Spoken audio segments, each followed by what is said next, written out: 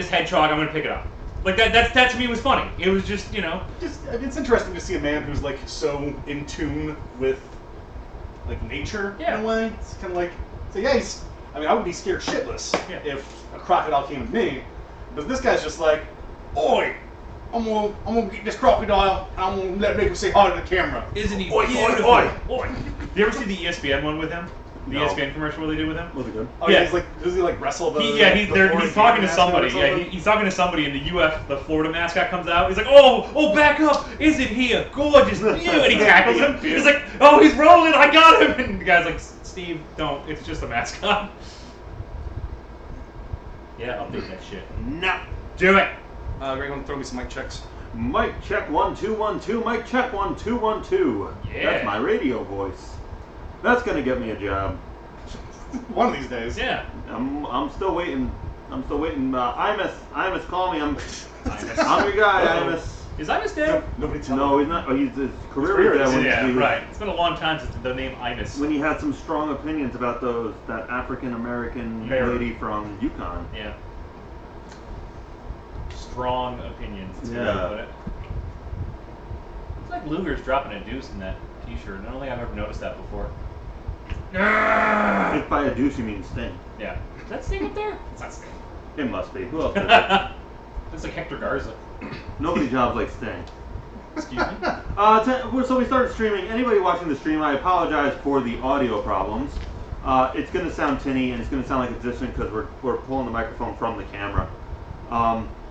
If you want to hear our beautiful voices and the audio equivalent of 1080p, check out the edited podcast, which Ty does a wonderful job with. Yeah, Ty really does do an amazing job. He makes us sound tolerable. Yeah, you guys make it fun for me. Yeah. Yeah. I make it tolerable for me, but you guys, you say some funny things sometimes. I don't know what happened. A couple weeks back, I turned off the audio on my laptop because it was conflicting with the video stream, like the actual stream, and I cannot figure out how to fucking turn it back on. I was going to say, did we not figure that out? It's still doing that same thing? Granted, I haven't tried since I found out there was a problem. Like, I tried it once today, but...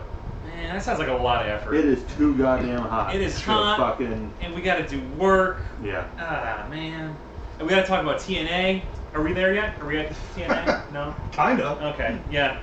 I actually, on that same, I was mentioning, you ever heard of Pluto TV? You ever heard of that thing? No. It's a streaming app that you can get, and they stream like a very niche thing. So there's like an entire channel that shows nothing but Mystery Science Theater back to back to back to back on into infinity. That's right? fun. There's also a Impact channel where it shows basically TNA stuff dating all the way back from when they started in 2002-ish, right? So I'm sitting there, I'm with Nicole, we're flipping around, I see this, I'm like, oh, let's check this out. So we go check it out, and it's like Genesis 2005. And literally everybody involved is in the WWE at this point. Like the match was like Samoa Joe, AJ Styles, like Christian. It was just a conglomerate of people who all end up in the WWE. Nicole's like, is this what NXT was before it became NXT? I'm like, no, they tried. They tried. The spiritual successor. TNA Impact now, I don't know if you're on Twitch, they actually have a Twitch channel now. Do they? Yeah, they constantly play. That's cool. Old matches. Might as well. They stream their new stuff. Minor I put it on when it's like there's nothing else going on. Did you see on the WWE Network when they did the Jeff Hardy special and one of the other specials? They actually had TNA footage. They got it from TNA, and it actually said like Global Force Wrestling, that streaming service that we're all gonna have to buy in a year or so. Just letting you guys know, because how else are we gonna watch TNA pay-per-views? Just wait for them on Twitch. Yep. Just pray. That's what we're gonna review. Whatever's on Twitch. Yeah. I don't know if you guys saw the reports. About the XFL. Yes. Oh, what no. about it? It was reported that Vince was going to sink $100 million into this new venture. Yeah. Number's way off. $500 million into the XFL. I thought we knew that. Because I thought he cashed out $400 million in WWE stock. See, I always heard it was $100 million in WWE stock. I didn't hear about this $5 Maybe it was 100 million stocks. Here's the thing too. At $5 each. What nobody knows about the XFL is launching what in 2020. Yeah. Does Vince know that there's another football league debuting in 2019? called like the American Football Conference or so, whatever it's called. And it's already got teams, and there's already actual like real coaches involved, and it's already got an infrastructure, and a lot of like former executives and players are involved. So not only is he going to try to start this league, where are the players going to come from? You figure you want to get a jump start in this other league before you go to the XFL. It's going to be like the second tier of minor league football? It's fucking AFL shit now. Well, it's like with hockey. You've got NHL, AHL, UHL, I think. This is exactly what Vince wants. He wants the XFL to be the ECHL. Oh, yeah. Give me the Danbury Trashers. Fuck the trash. I hope that's a real name. No, it sure Is it really? And they were our rivals for like 2 years. Holy shit. It was back when my dad owned the team here. Yeah. And just, you would see almost riots start. The Sabres signed somebody who actually played for the Adirondack team right now, and then also the old Devils River Rats team. Really? Fun. Yeah, West. One of the goalies, one of them from there. He's not going to start. Thank God. I saw before I left when I was doing some finishing touches on my notes for the night. Yeah. On 205 Live, I saw Leo Rush's debut. Yeah, right. Dude's money. Yeah, he's good. Too tiny though. What's he from? I know that name. America. Do you have a problem with that? We're recording this on July 3rd. Do you have a problem with anybody born in America? You communist bat. Yeah. Have we said fuck Hacksaw yet? Fuck Hacksaw, Fuck man. Hacksaw, man. Yeah. We'll get to it. He's literally down the road from us, and I'm still don't even give No, a we got shit. that I'll say last fuck week. it. Well, no, when we record this pay-per-view, when we get to Berlin, that Berlin match, it's pretty obvious what Hacksaw did to this poor guy. Yep. But I don't know. I still think we'll talk about it when we get there. Yeah. Hacksaw. let's talk about World of Hurt. Let's talk about what we did about a month ago. Do you want to do that? Yeah, we can do that briefly before we jump into the real actual quick. show. So our Twitch bros, maybe we can get Wi-Fi next time and actually stream that. Yeah. No, except I won't be there, so fuck it. Yeah, Greg is deciding to pussy out. Is basically the best way to I am describe that. pussying out. Yeah. No, to a certain extent, I am pussying out. Like if I was 21, I would do this in a heartbeat. Ty and I, we do cons as a partial profession. We have a con about 3 hours away from here, the same weekend as our next World of Hurt weekend. Ty's gonna be a man. He's gonna do both. I'm gonna be a real puss, and I'm just gonna stay. It's in Plattsburgh. First person ever willingly stay in Plattsburgh. I'm sure there's some like Canadians who like kind of wandered down there and got stuck, maybe at the brew house or something. I don't know. I think the key was willingly. Well, that's true. Yeah. They were locked inside. No, plenty of people have been stuck in Plattsburgh. Yeah, that's how we end up living there. The Leave entire their- Those are the population of Plattsburghians. Plattsburgh. Those are the people who get trapped. Yeah, trapped. They also like ensnare a lot of local kids for colleges. Yeah. Because they'll take fucking anybody. It's like the Buffalo to Western New York. I bet you Buffalo's harder to get into. UB or Buff State? Who cares? No, just Buffalo No, the state. no, okay, Buff. Oh yeah, no. Anyway, they were Buff State. They kidnap you. Buff State. I would Oh, wear yeah. that. I would wear that sweater. Buff I'd State. wear that thing. Yeah, can we? Yeah, is that a Hashtag thing Buff we can State. buy? Yeah. Oh yeah. They're medical school, baby. What? Yeah. What, You're right. like back alley medical? Oh, hi. Thank you for coming in. 4.0 grade point average. Very good. You are trained in a very specific medical field. You were literally our only kid. Oh, you went to Buffalo's. You went to Buff State. Oh, fuck. Ah. You were so qualified, but I didn't know you went to a school where they just hand out diplomas. I mean, we have a really serious outbreak Yes. here of malaria. Yeah. And you were the only person we thought you were the only person who could cure it. You're the only malaria expert around. But Your diploma's made of Swiss cheese. I mean, look at it. I'm eating your diploma right now. it would be blue cheese since it's from Buffalo. Right. But, yeah. Right. It's solidified blue cheese. Look, I'm sorry. Thank you for coming in. Yeah. Best of luck at McDonald's. What's you that? are going to make a hell of an assistant manager there. Ooh, shooting for the stars, huh? Yes. Man. What's that? Another one died? Oh, if only Oh. we had somebody who could fight I know. malaria like that. Well, anyway. But seriously, thanks for coming. Yeah, absolutely. Best Thank you. wishes. Great job. See the Super doctor size. here yet? Yep. He was from Buffalo? I'll just kill myself, thanks. Yeah. What's that? The guy from Mexico City's coming in? Oh yeah, hire him. Yeah, that's better compared to Buffalo. No problem. But World of Hurt. Let's talk about that. Yeah, We had a great time there. A really great independent show that is up in Whitehall, New York. So if you're in the Vermont or New York area, August 3rd is their next show, and it is well worth the price of admission. A great performance. It was a lot of fun. Yeah, we saw Robbie E. from TNA fame. He showed up. Greg, you have a new favorite wrestler, is that true? That we saw at World of Hurts? Maybe the new champion? Oh, with the good hair. Fuck yeah. I wish I remember what the rest of the part was. With the good hair. What was his name? Anybody? I can't remember. I feel bad now because he was really. I feel bad too. I specifically said to myself, I'm going to learn this guy's name because I like him. Yeah. Whatever it was something with the good hair. Something. He was a tremendous wrestler, and that's just such a fucking money gimmick. Really, really good on the mic too. So if you asked me to name a gimmick, that would be Mikey Cheese. Mikey Cheese, that's right. The former champion who unfortunately did lose his world title to With the Good Hair, which it's fine. I feel like it's I'm bad. fine with that. Yeah. So that was a really great event. Well put together. Like they really did a great job with making that fan friendly. So if you got a kid, you're not sure. Independent shows sometimes they get a little weird. You can take the kids. I'm going to take my 11-year-old daughter next time. And I think she'd have a ball. So we'll definitely have much more family friendly than this podcast. Yeah. We actually get to get some nice video of that. We did. We will be uploading it to our YouTube channel. Yeah. We did. We had a great time. We did a couple little. We involved in some promos and some interviews. And let me just say this right now. I just want to let you both guys know this. I cannot tell you how great of a person and a man Sergeant Fury is. He is a wonderful person. I was at his house yesterday. Okay, he was doing a fundraiser to support him. I think it was. We had a $250 plate dinner. Okay, ostrich. You might say you can't eat ostrich. We ate ostrich. It was delicious. Oh yeah, a wonderful man. Loves killing ostriches. Loves killing ostriches. And he can because he's that good. And let me tell you, the best thing that he did was get rid of Eric Alden. That Pennywise, clown-looking motherfucker is never going to be involved in World of Hurt Wrestling. I guarantee that, okay? If he ever shows his face, I'm going to slap the makeup right off of it. But he's too much of a coward. So mark my words. If you actually want to go see a local wrestler who's supposedly the shit and is awesome, that's what everyone says, named Eric Alden, don't go to this Whitehall event because he ain't going to be there because he's scared of me and he's scared of my new friend, Sergeant Fury. Just saying, guys, I want to get that out of the way early in this podcast. Mark just cutting promos. What I do. It was a great show, and really, if you get a chance, August 3rd, check it out. We'll be there. We're going to have a lot of fun. Yeah. Great time. Bring the kids. Grab a turkey leg. Yep. Grab an ostrich leg if you pay $250 and you're friends with Sergeant Fury. Oops, that's just me. Sorry.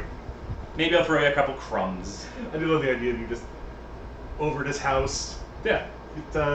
Your chair, his chair, his bat's chair. Right. Yep. Covered in ostrich. That's all it is. Just dead ostriches everywhere. There's eggs, not that have been fertilized. We just drank that shit. We don't even care. That's how we roll. If you get a fetus, you know it's good. Yeah. When you're elite like that, you don't give a shit. Like Sergeant Flacco. Yeah. It's hashtag elite. Hashtag bottom third of the league.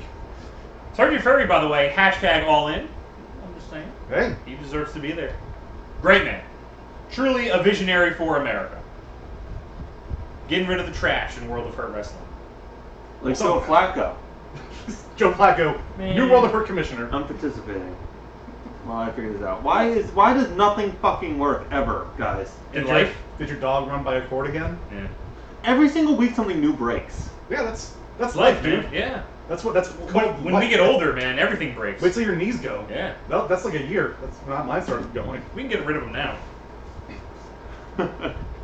See? Now you know pain. Yeah, I'm gonna call Sergeant Fury. I guess. Guys, you know what? Look. Oh, you know who I did see, by the way? It's too damn hot for penguins. August 3rd, you know who is going to be, by the way, at World of Hurt? Dalton Castle is going to be there. Can you turn that off for me? Just the whole thing. Turn the whole thing off. No, we do this every week. Fine, turn it off. Where is it? Your face is in the way. There we go. I thought you missed it. We got there. Yeah. No, same every week. We got there. Every fucking week. Alrighty. Are we? Oh, okay. So, turn this fucker back on now. World of Hurt was a good time. I'm excited to do it again. I won't be there this time, sadly. We'll do it again after that. Absolutely, yeah. They're gonna have a couple. Well, they're gonna have a lot more shows. Yeah. So, yeah. Dalton Castle, though, by the way, former Ring of Honor champion, will be there on August 3rd. So check it out. They got a meet and greet. The guy with the dick powers. Joey Ryan. Dalton Castle Ryan. also has a vague. He's kind of like lower level dick powers, you know. Like for some reason, I associate him with dicks. I'm a really big Joey Ryan fan. Joey Ryan's fun. I just like wrestling when it's real stupid like that. Mm-hmm. He's got a dick suplex. It's amazing. Love it. We saw Scott Hall at World of Hurt Wrestling. Yeah. Yeah. Oh, that's right. Kind of fun to hear that. Yeah. Like, it's great because we're at the point in our podcast where I never thought I'd have to hear the Wolfpack theme again. I was wrong. I heard it in person. Yeah. Oh, hey. That was a cool show, though. Scott Hall did Not it. gonna happen, Was bro. fun. Did a Although nice little promo. he did inadvertently cost Mr. Cheese his championship. Yeah. That was bad commissioning right there. Mark, can you put in our password so I can be us on this? So I can tweet that we're about to start. I don't know our password. Ty, can you put in the password for this so that I can tweet that we're about to start? Thank you. It's already saved. If you wouldn't mind just telling everyone what the password is, so they can also tweet that we're about to start. Right. That'd be a good From idea. our WCWTF Twitter. Mark Madden, by the way, today. What did he retweeted us. say? No, I posted a picture of him Was and he- Shivani. Was he thrilled that I called him the equivalent of a fart? When did you call him that? Last week I said he looked Right. like the human equivalent of a fart. That's true. Right. I No. might have said something. I might have said a bag of milk. I don't think the fart makes more sense. Yeah, probably fart. Yeah. He's real farty. Oh man. He's full of fart. No, he retweeted a picture that we had of him and Tony Schiavone, and there's a sign in the background that says, "I'd rather be at WWF Raw." Oh, and of that's course, hot. WCW, being WCW, did not get off this sign. They just hung out there, and every time they cut to the guys, instead of confiscating the sign, which any real promotion would have done at that point, especially if you're on the hard camera, they just left it there. Because you know what? It's fucking 2000 WCW. My apartment smells like fish. Do you smell that? You No. don't smell that? Maybe I smell like fish. Yeah, you smell a little salmon-y. Yeah. Very halibut-y. What? Halibut? Halibut? Is that a fish? Halibut. Yes. Halibut is a fish. Halibut is a briefcase. Halliburton Figured it out. is Weapons manufacturing. weapons manufacturer. What happened while I was trying to figure out what the password What happens was? when you leave us alone, Ty? Everything. Oh, you guys- This is very normal. You guys talking about Schindler's List again? We'll sneak that in during the Did podcast. we ever in the past? Yes. Yeah, we have. I came back after I trying to figure out what the intermission is. After an intermission, and you guys were just bopping about Ben Kingsley and Schindler's List. Hey, man. Ben Kingsley's a talented actor. Oh, I'm not saying he's not. Best role to Ben Kingsley. Go. Blood Rain. Blood Rain. Go. House of Centerfall. Okay. The Mandarin in Iron Man 3. Oh, that's a good one too. That actually is a good one. I forgot that he was in. I've only seen that once. I've never seen Iron Man 3. No. He is tremendous in it. Although, I don't. I'll say this in the mic in case Ty wants to use this later. When I worked at FYE, there was like a 30-minute loop, and the Iron Man 3 trailer was always on play. And there's this Ben Kingsley line where he goes, "I consider myself a teacher." And like it stuck with me forever. Every time I hear the word teacher, that's how I hear it. I consider myself a teacher. In the Ben Kingsley voice. Yeah. I am so glad you said that in the mic. Yeah. Very clear too. That was perfect. I do need a new Greg ringtone. Yep. I consider myself a teacher. I wish I had more technical prowess. I'd find the YouTube and then play it. That's great. I can't. Soon though, soon. I have big plans for this video podcast. So hopefully that'll happen next week. I'm just too fucking tired right now. You'll get there, man. Yeah. That's all good. It's just too damn hot. It is. It's too damn. Oh, it's too hot today. What's a hot one, Wally? Mm-hmm. Wally's a hot one. Is it hot? Is it? You don't even know what hot is, Wally. I don't know what that's in reference to. Yeah, it's It's one of those sunny episodes. Yeah. Oh. Yeah, you'll notice it's a little dark in here. It's because I have all the lights off except for like the actual studio lights. If it's loud, I'm sorry, there's an air conditioner in the back and there's a fan behind the camera mic. You'll notice Ty and I are in Hawaiian outfits. Yeah, you guys coordinated. I was today. Ty showed up and I'm like, motherfucker, that is like verbatim the outfit I was going to wear. Yeah. Oh! I'm gonna strip. Uh-oh. Okay, hold up. Hello, girlfriend. Because you guys have already seen Right. I've this. seen the picture, but I want to see it in person. But it's time to see the actual shirt that my wonderful fiance has made for what was it? Father's Day. She gave this to me. Okay?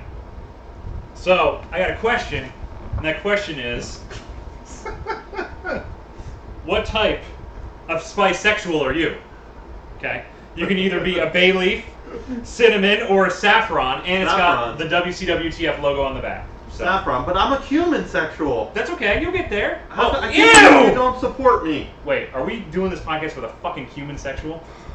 Jesus Christ. I like it. God! I like it spicy, but not too spicy. Oh, you're.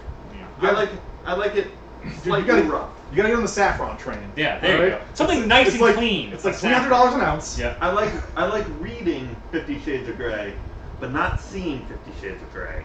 I'm right in that spectrum. You want to keep it. You want to know about it, but you want to keep it in here. Right. If you see it, it ruins it. Right. Right. Too racy. It's like a donkey show. 50 Shades of Cumin coming this summer. Nice. Available at the idiotswithmics.com. It's half cookbook and half erotic Thriller. Erotic cookbook. Yes. Oh my god, I love it. How would we make a cookbook sexual and erotic? Is it just everything is cooked nude? Is that it? Is it that simple? It was steamy that day. Yep. As I was steaming my broccoli. What happens is you pour all the ingredients over your junk into a bowl. Just let it sit in the bowl. Just sift it through your wiener. Take a picture. Yeah, it's like you're adding some oil. Just like drape it over the bowl. Yeah. And just right down the chest. Take a picture, put it on Facebook, and you got it. Oh my god. If you want to do that, by the way, this is our legacy. Yeah. If you want to do that with your own recipe and make it kind of sexual, put all your junk in a bowl, at KillerGreg is where you want to tweet those pictures. He will enjoy and look at every single one and weed them out for us. And we'll pick the best one for the next podcast. It'll be mine.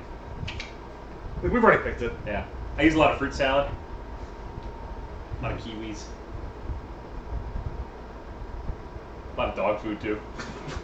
Kiwis and dog food. Delicious. That's how I live. Breakfast of champions right there. I love that our legacy is just novelty t-shirts that only we have 3 of. From weird in-jokes. Those 3 are amazing. Yeah. Get the fuck out of here. Twitch.com/idiotswithmics. That's us. Go to twitch.tv.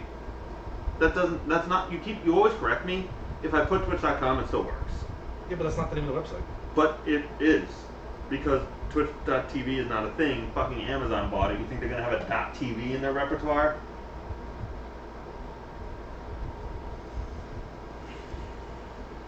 They do, though. Type in .com. See what happens.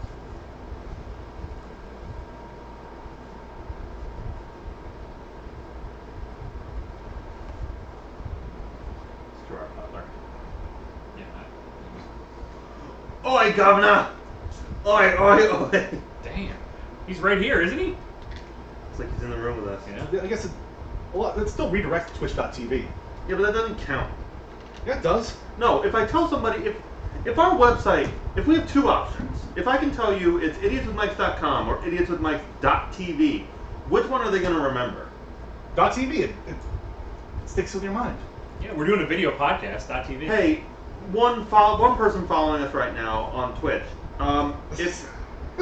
if .tv sticks in your mind, you're not for us. Move along. Move along on to Impact Wrestling. That was me. Not for you. Move along, Ty! Get the fuck out of here! Get the fuck out of my office! I want to play the sad Hulk music and just walk away. All Alright, you guys ready to start the show? I was born ready to start the show. I was also born ready to steal Mark's line. No, it's okay. I wasn't going to say that. I was going to say I'm gassy and full of kiwis and dog food. I would kill for a kiwi right now. Kiwis and bay I feel leaves. like kiwis might kill me. I don't know. Okay, I want to show you guys right off the bat Right the off the Sid bat. face. Right off Okay, the bat. one of my favorites. All right, I'll show you. It's coming up. Don't worry. I want it. You can't catch me.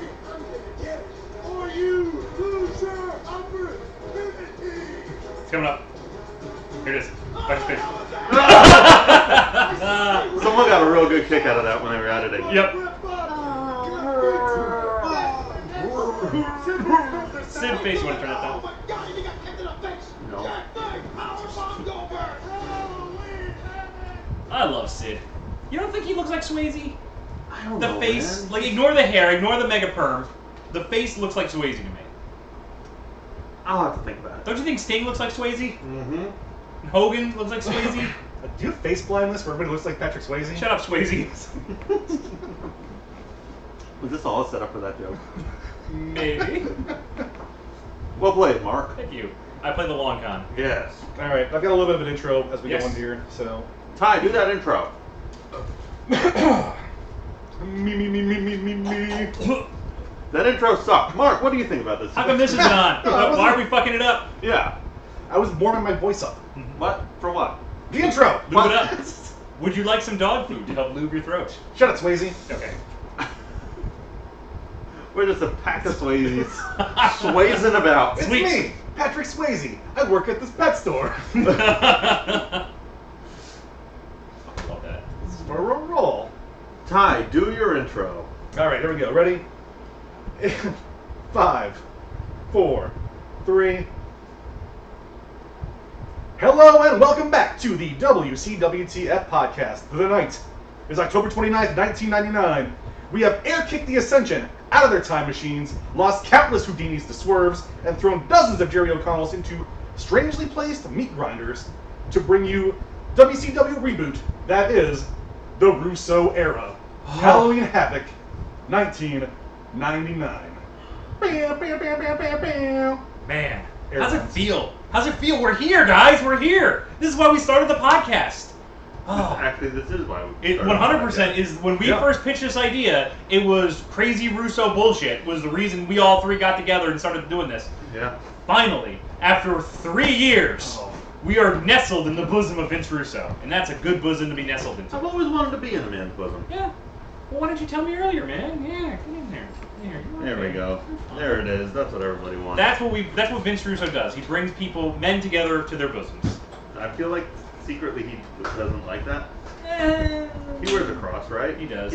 He's a God guy. God guys hate other guys who are into guys. religious when he has to. The only guy that you're allowed to be into is Jesus, and vice versa. What if I was into Moses? What? What if I was into Moses? No one's into Moses. I'm into man. Moses. Who? Maybe. Yeah. Me. I'm into Moses. No, I meant into. Like the Holy Spirit is. I'm just going to continue with the intro. Yeah, you probably should. Man, we derailed quick. Tonight we are coming to you live from the newly renovated Ascension Time Machine to bring you the... Sorry, I forgot I was doing a whole bit here. Tonight we're coming to you live from the newly renovated Ascension's Time Machine to bring you your WCWTF Podcast Champions of the World! Woo! Killer Greg 17. Hey yo. Oi, oi, governor. You can do like an intro if you want for yourself. Hello. Megastar Mark. Killer Greg here. Let him go. Let Gerard Butler finish this one up. Thank you for tuning in to the Killer Greg show. I'm taking over. Don't ever give me an intro again. I am so fucking hot tonight that I just want to die. Yeah, and that's not him being like... That is my intro. I want to die. Yeah. Greg might pass out for this one, but he'll be in a nice festive Hawaiian shirt, as will Ty, wearing Yeah. a nice festive Hawaiian shirt. I am wearing one of our shirts. I have one you can wear if you want, Mark. Nah, I don't You need it. sure we're on theme, No, dude? it's okay. I don't need to be part. I'm not part. I don't follow people because they say it's cool. Okay. All right. I'm an American. But what if it is cool? Then I'll do it. Yeah. Okay. Then go get it. All right, Yeah, I'll go no. get the shirt. Okay. This is Megastar Mark, by the way. You can follow me at Megastar Mark. I'm not Gerard Butler though. I'm kind of disappointed. Oi, oi, governor! Mm. That's all I can do. That's the I extent am more like of the my- Hunchback in 300 my than anything Scottish else. accent. Remember him? The Hunchback in 300. I do. He's all. By the way, Gerard Butler, what a dick!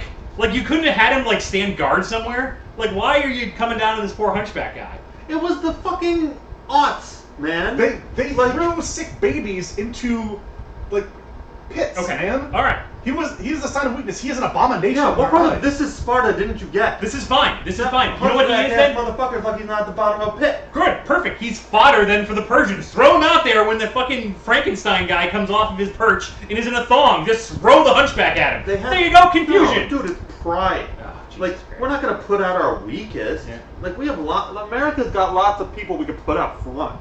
We don't want them. We want the best of the best of the best, like at the beginning of Men in Black. We want Gerard Butler as Men in Black. Mm-hmm. And what is the Hunchback? What? What is the Hunchback? If Gerard Butler is Men in Black. The fucking mortician?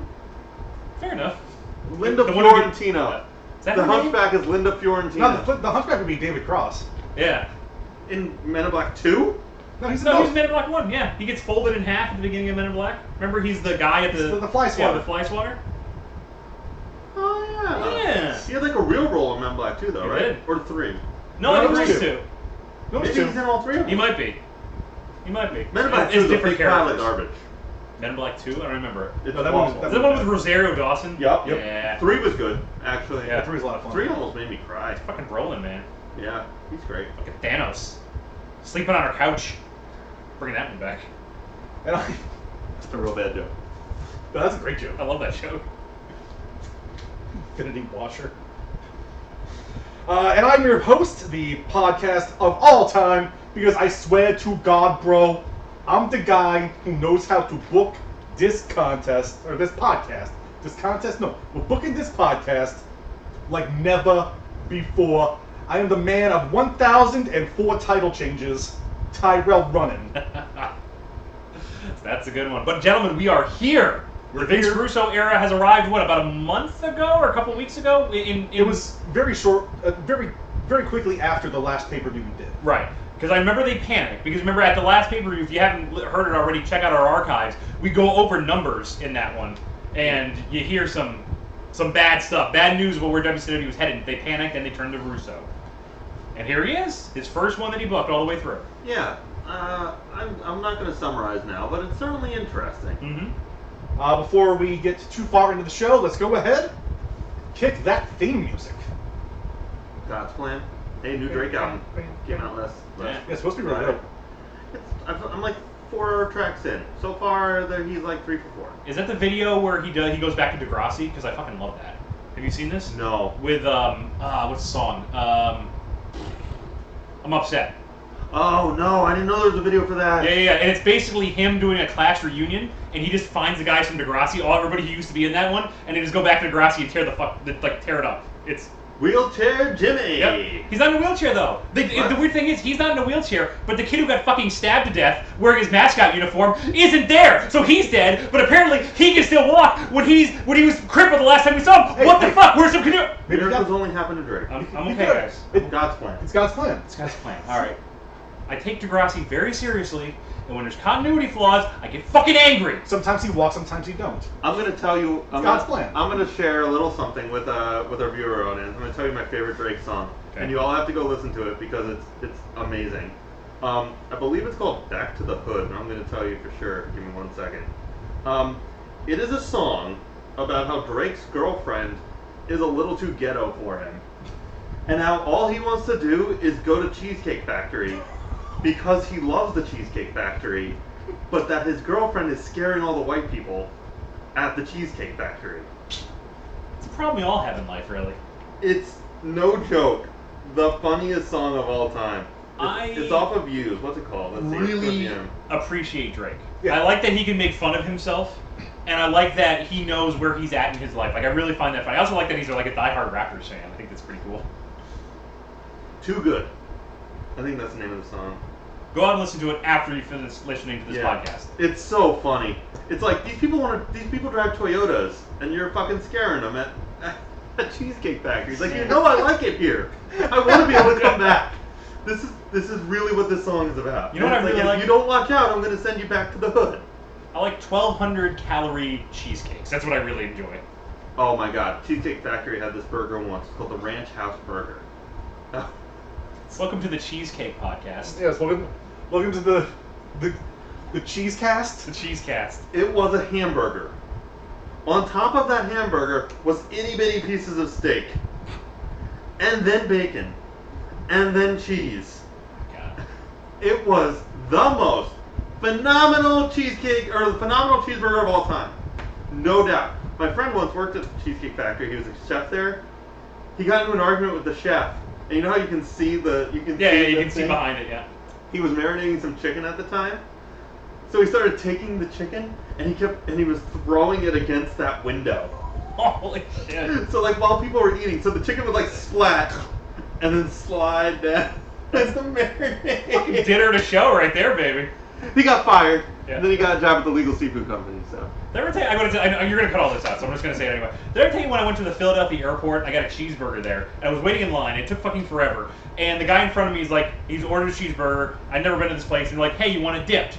And the guy ahead of me is like, yeah, I want it dipped. So I get up there and I bow to peer pressure, and I say, yeah, I want to get it dipped. And they just take my fucking cheeseburger with tongs, and they dump it into nacho cheese, and then they put it on the plate and give me a fork and a knife. That's awesome. It was amazing. It was the best. I was like 23 years old, so my metabolism was kicking in and fucking taking over that shit. It was amazing. Philadelphia is like the McDonald's of cities. It's like all our stuff is disgusting, and we don't give a fuck. We give everything Literally in everything. cheese. Doesn't matter. Our stadium's gross. We don't give a fuck. Our fan base gross. We don't give a fuck. Our cheese steaks gross. We don't give a fuck. Every single person on the planet has made a better cheesesteak than Philly can, and they don't give a fuck. That's how they do it, and that's the original, and don't you dare say anything. Yeah, and they will fight you over that. Absolutely, we'll fight you. Boy. Was it Chris Kelsey that gave that speech when they won the thing? I don't remember. Okay, we're not going to talk about it. Tad's already mad at me. But Ranch House Burger, I don't even know if it's still on the menu. I'll find It out. probably is. They have like literally 180 things on that menu. It's the biggest fucking menu I've ever seen in a restaurant. I hate to reel you guys back, but All right, let's talk about the Nitro Grill. we had a long way to go. We haven't even started anything. We've done an intro. Yes. Maybe. Well, That was your fault. You got me so hyped. Yeah, we're excited I was now. just going to be quiet for your little thing. Listen, we're not stuck in the mire that is like the last 8 months of WCW. We're excited. It's new. It's fresh. This is a breath of fresh. It is. Fresh. We are back in Las Vegas, or Paradise, Nevada.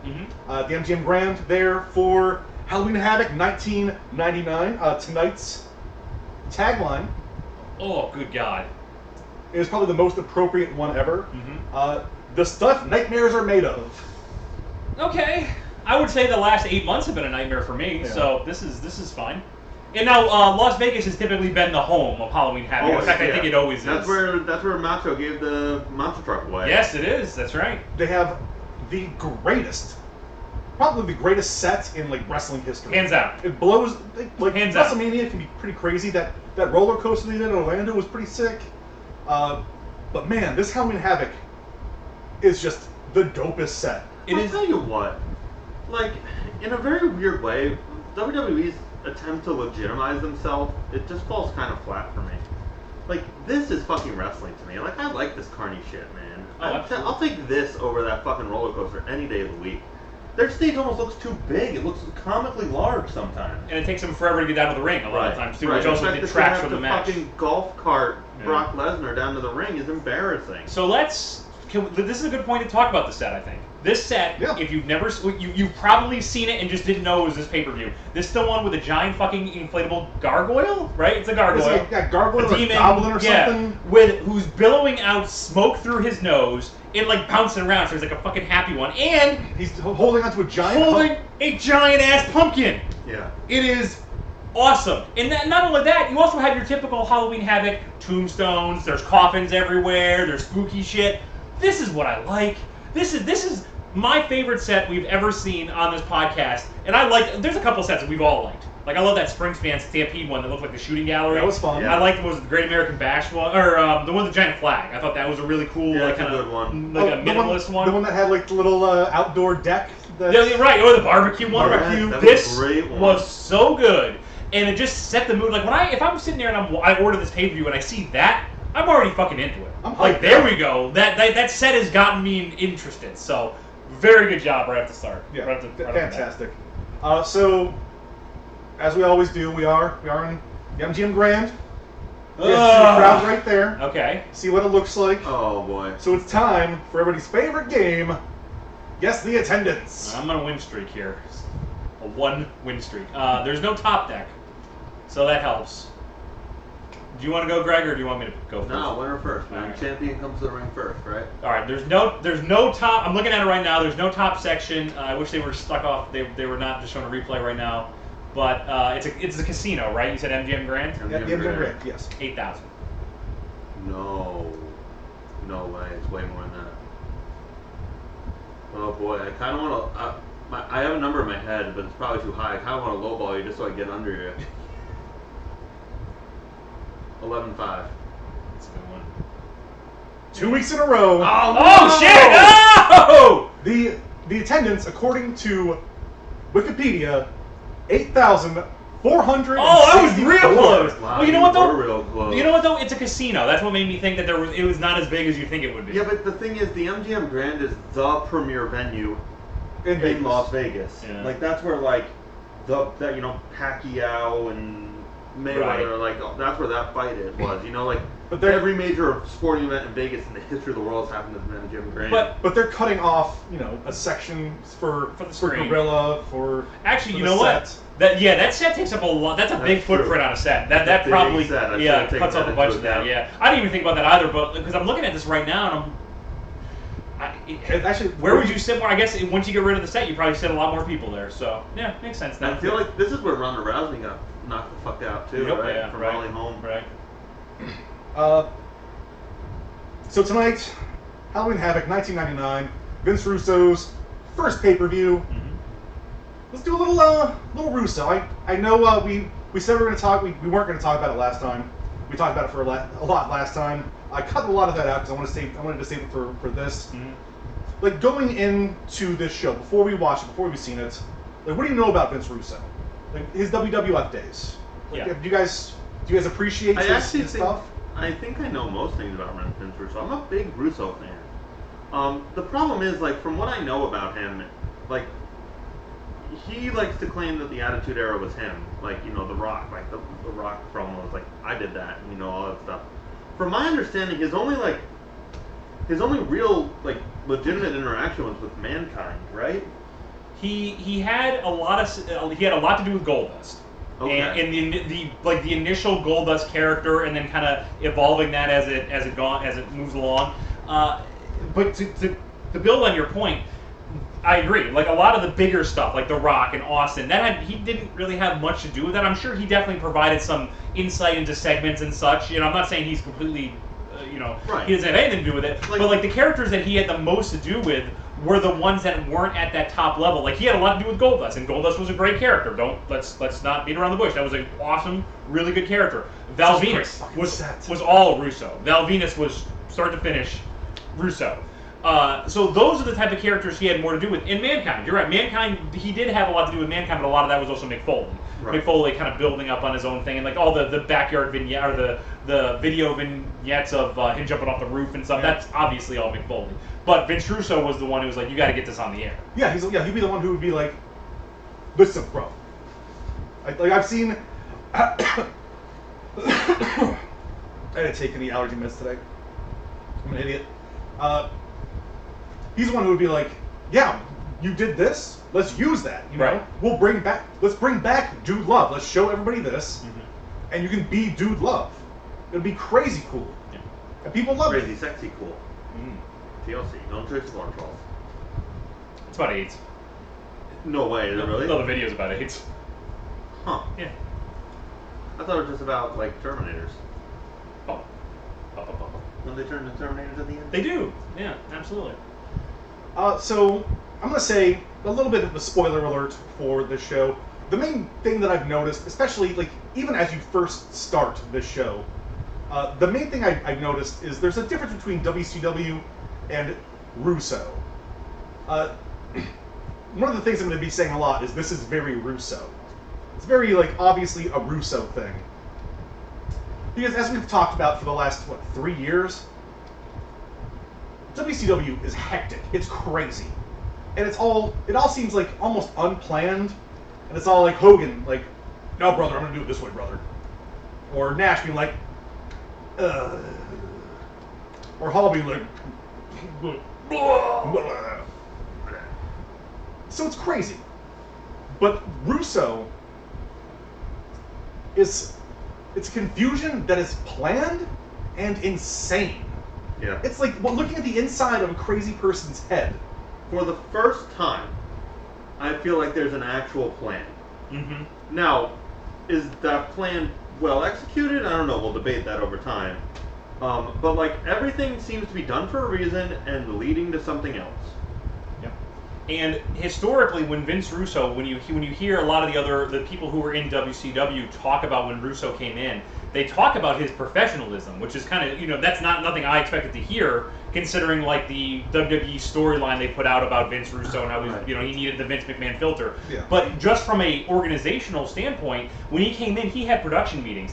Kevin Nash, when he was Booker, didn't have these organized production meetings. They went over everything piece by piece by piece, and a lot of guys in WCW, especially at this point when he first showed up, love that. Because there, like Greg touching on what you just said, there is a plan all of a sudden when it was just so chaotic before. So no matter what you're showing on camera and the storylines are, at least it's leading to something.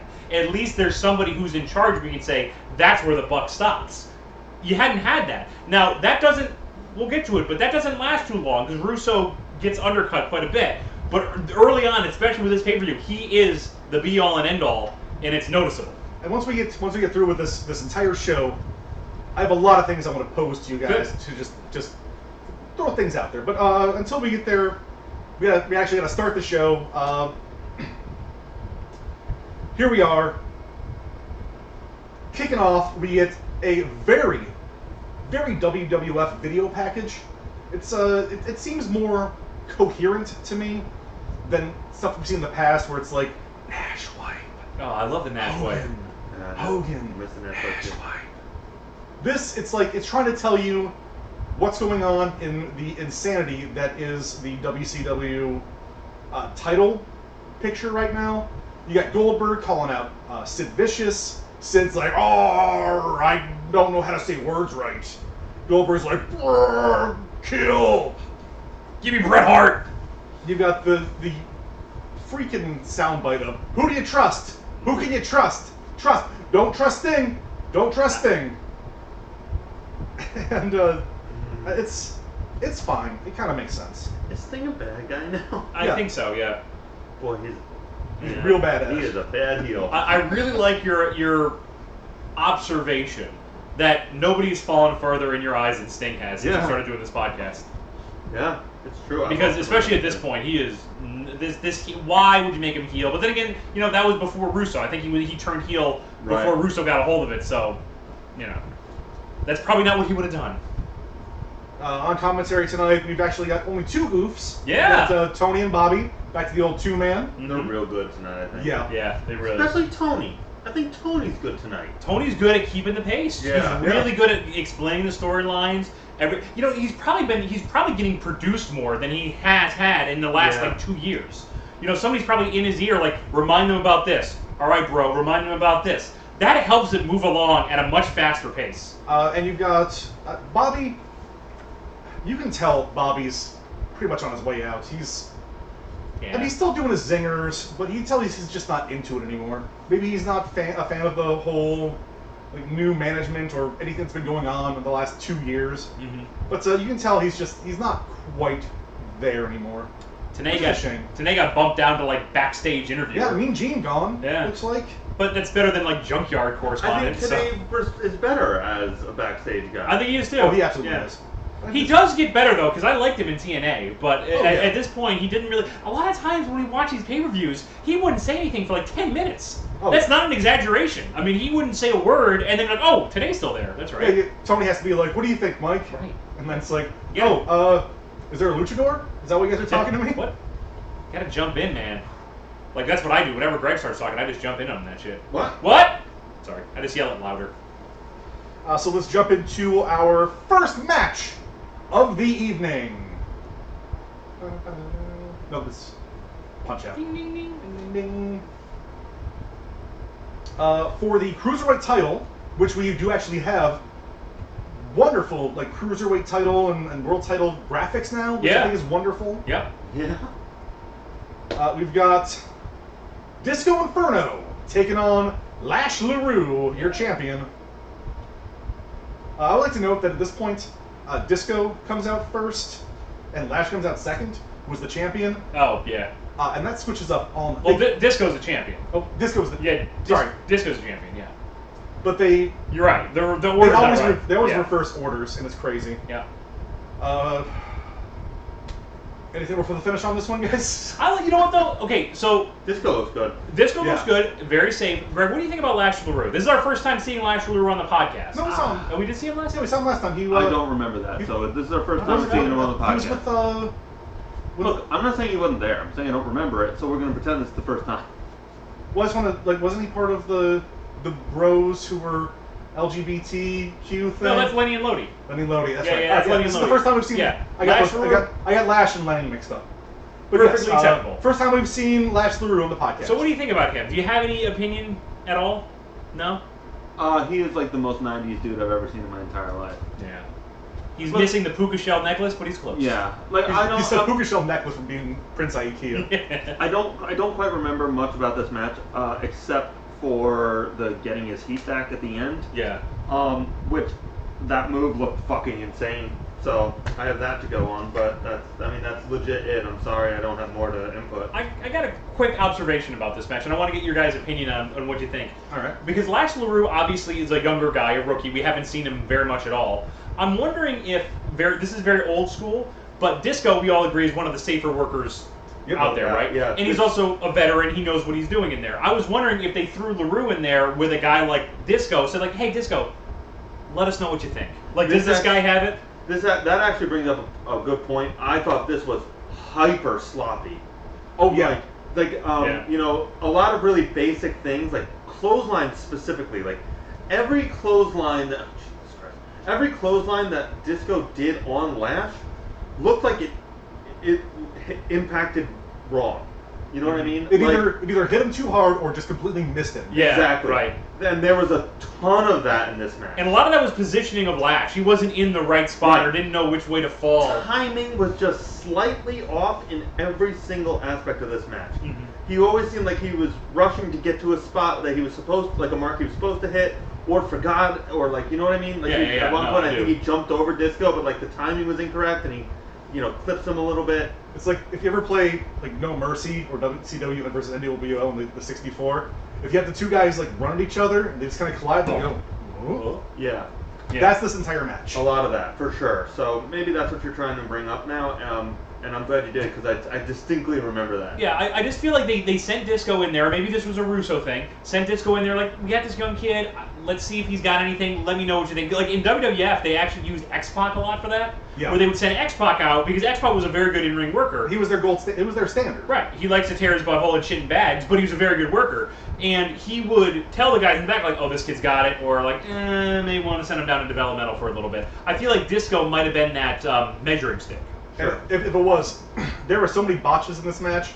Disco looks so pissed at the end of it. Yeah. He just looks so frustrated with this fucking kid. Lash isn't ready. No. And I don't remember enough about Lash LaRue. Like, I remember him, like, maybe a year from now with Missing in Action, I think they're called. Misfit, or, I don't know. Misfits in Action. Right. I remember him then, but like I don't really remember any interim, so I don't think he does too much, but we'll see. We'll see. You know what, I think that's a fine way to, like, gauge who should stay, who should go, or at least maybe a few matches in. Maybe just don't pop that on your first pay-per-view. I agree. But I guess if you knew, you know what, that's also kind of a really good pressure test. It's like, hey, trial by fire. This is pay-per-view. Get out there, impress these people in one of the most important venues in America. This is your chance, kid. This is it. And I don't think he did. I don't think he matched up to it, but he dropped that gold ring so hard. I don't get the ending. You want to talk about the ending of this time? The ending comes when they trade clotheslines for a second. Sort of. Like, Disco goes to clothesline him, Lash ducks under it, but he also kind of takes it. And then he like sloppily Irish whips Disco, and Disco's like, fuck you, and clotheslines him again. Yeah. And then there's an atomic drop, and what does he call it now? The final dance? Whatever that is. It was the Chartbuster, which I think is a great name. Yeah. I think it's a really good name. Well, the Chartbuster was like a DDT, right? Now it looked like he was doing like a Tombstone Pile. No, it's a stunner. Yeah, it's a stunner. That's what I meant. What's a DDT then? DDT is when I wrap your arm or your head like this and I fall backwards. Oh, okay. Like The Rock had a sick DDT. Jake Roberts, the DDT. Right. He's the one who named the damn move. Yeah. Oh man, when Jake used to do it. It's an insecticide or a pesticide, isn't it? Yeah, it's like. And that's also, it may have stood for Damien Death Drop. or no, Damien Death Twister. I forget what it was. Doesn't matter. Yeah, match isn't great. 7 minutes, 35 seconds. Disco wins. Lash, as Greg pointed out, we're gonna see this a lot tonight. Gets his heat back. I like it, man.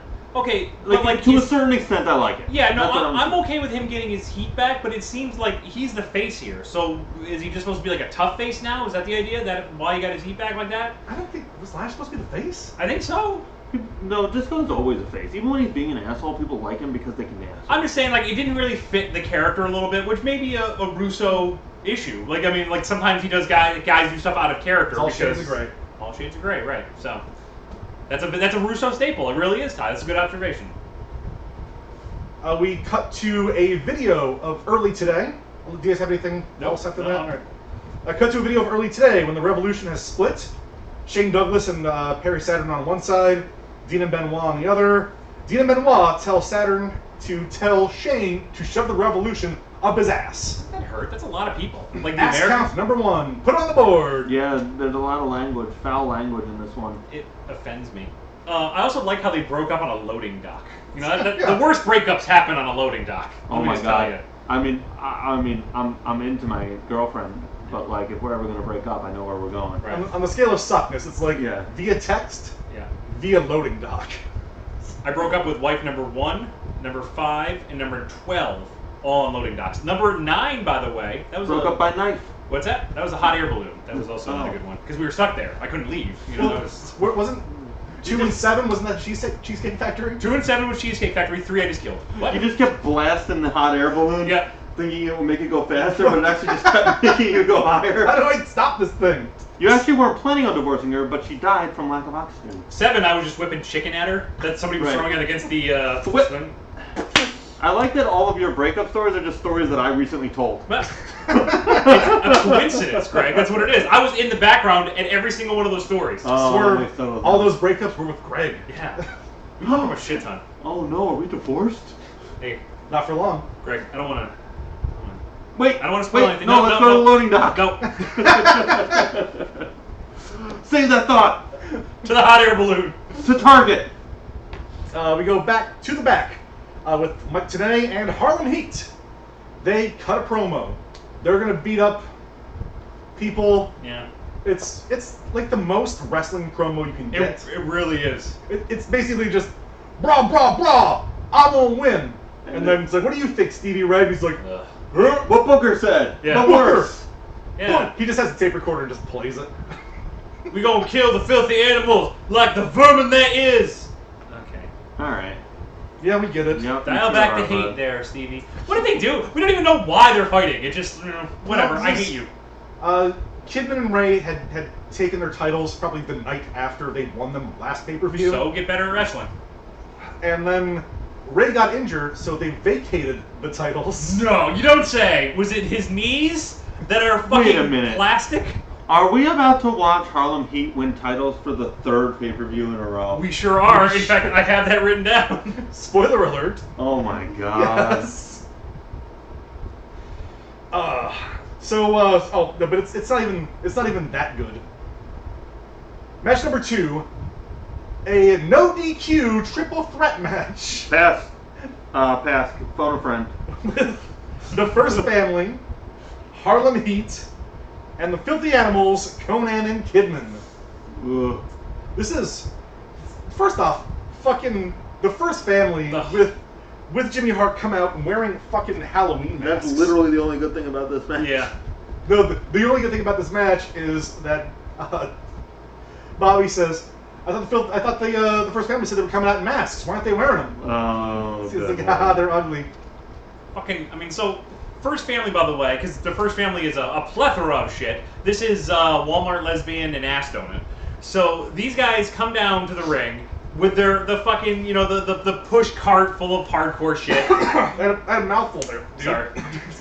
I was getting a drink. And it's just, why are these guys involved in a pay-per-view at this point? Like, if I remember, though, they don't last much longer. I think Knobs goes into a singles run, but you don't see this tag team for hanging around very long. Knobs goes into a singles run. Oh.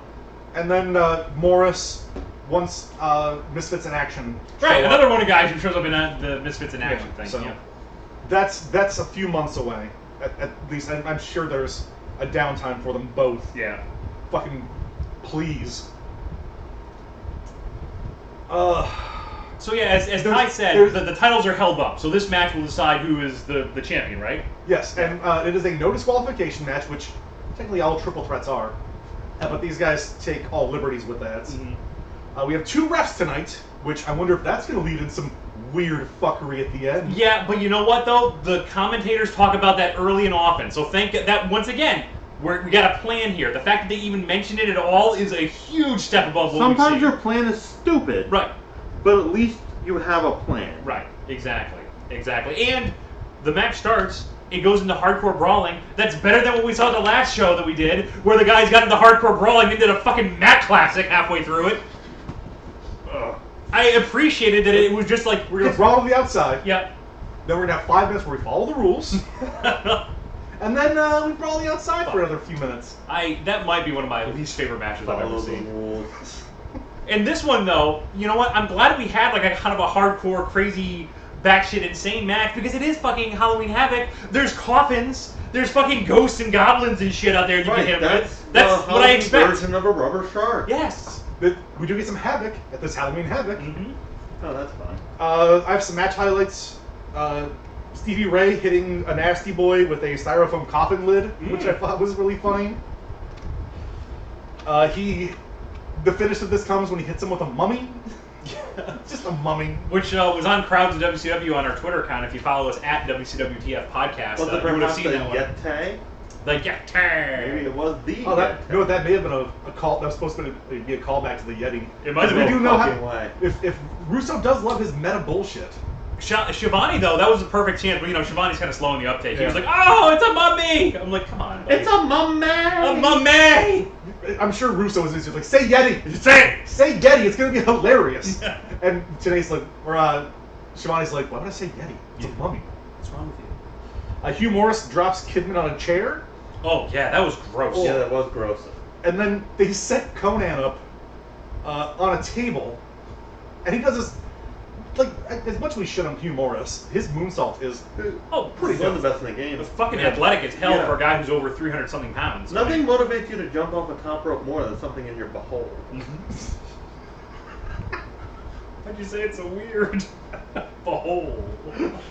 That is a new ringtone. I'm gonna start just posting ringtones So on our weird. website that you can Yeah. download. The Killer Greg The ringtones. Killer Greg ringtone medley. What about if you were a teacher? What would Would you? I consider myself a teacher. Fucking Hugh Morris, by the way, though. Like, how dangerous was that drop? Like, this taking Kidman and just dropping like a sack of shit on that. Yeah, it's like good luck with your heart. I heard this killed a Houdini. Bye-bye! Oh, you're dead. Oh. I'm sorry, guys. I don't know anatomy. I know one part of anatomy. That's the only one I know. I don't consider myself a teacher.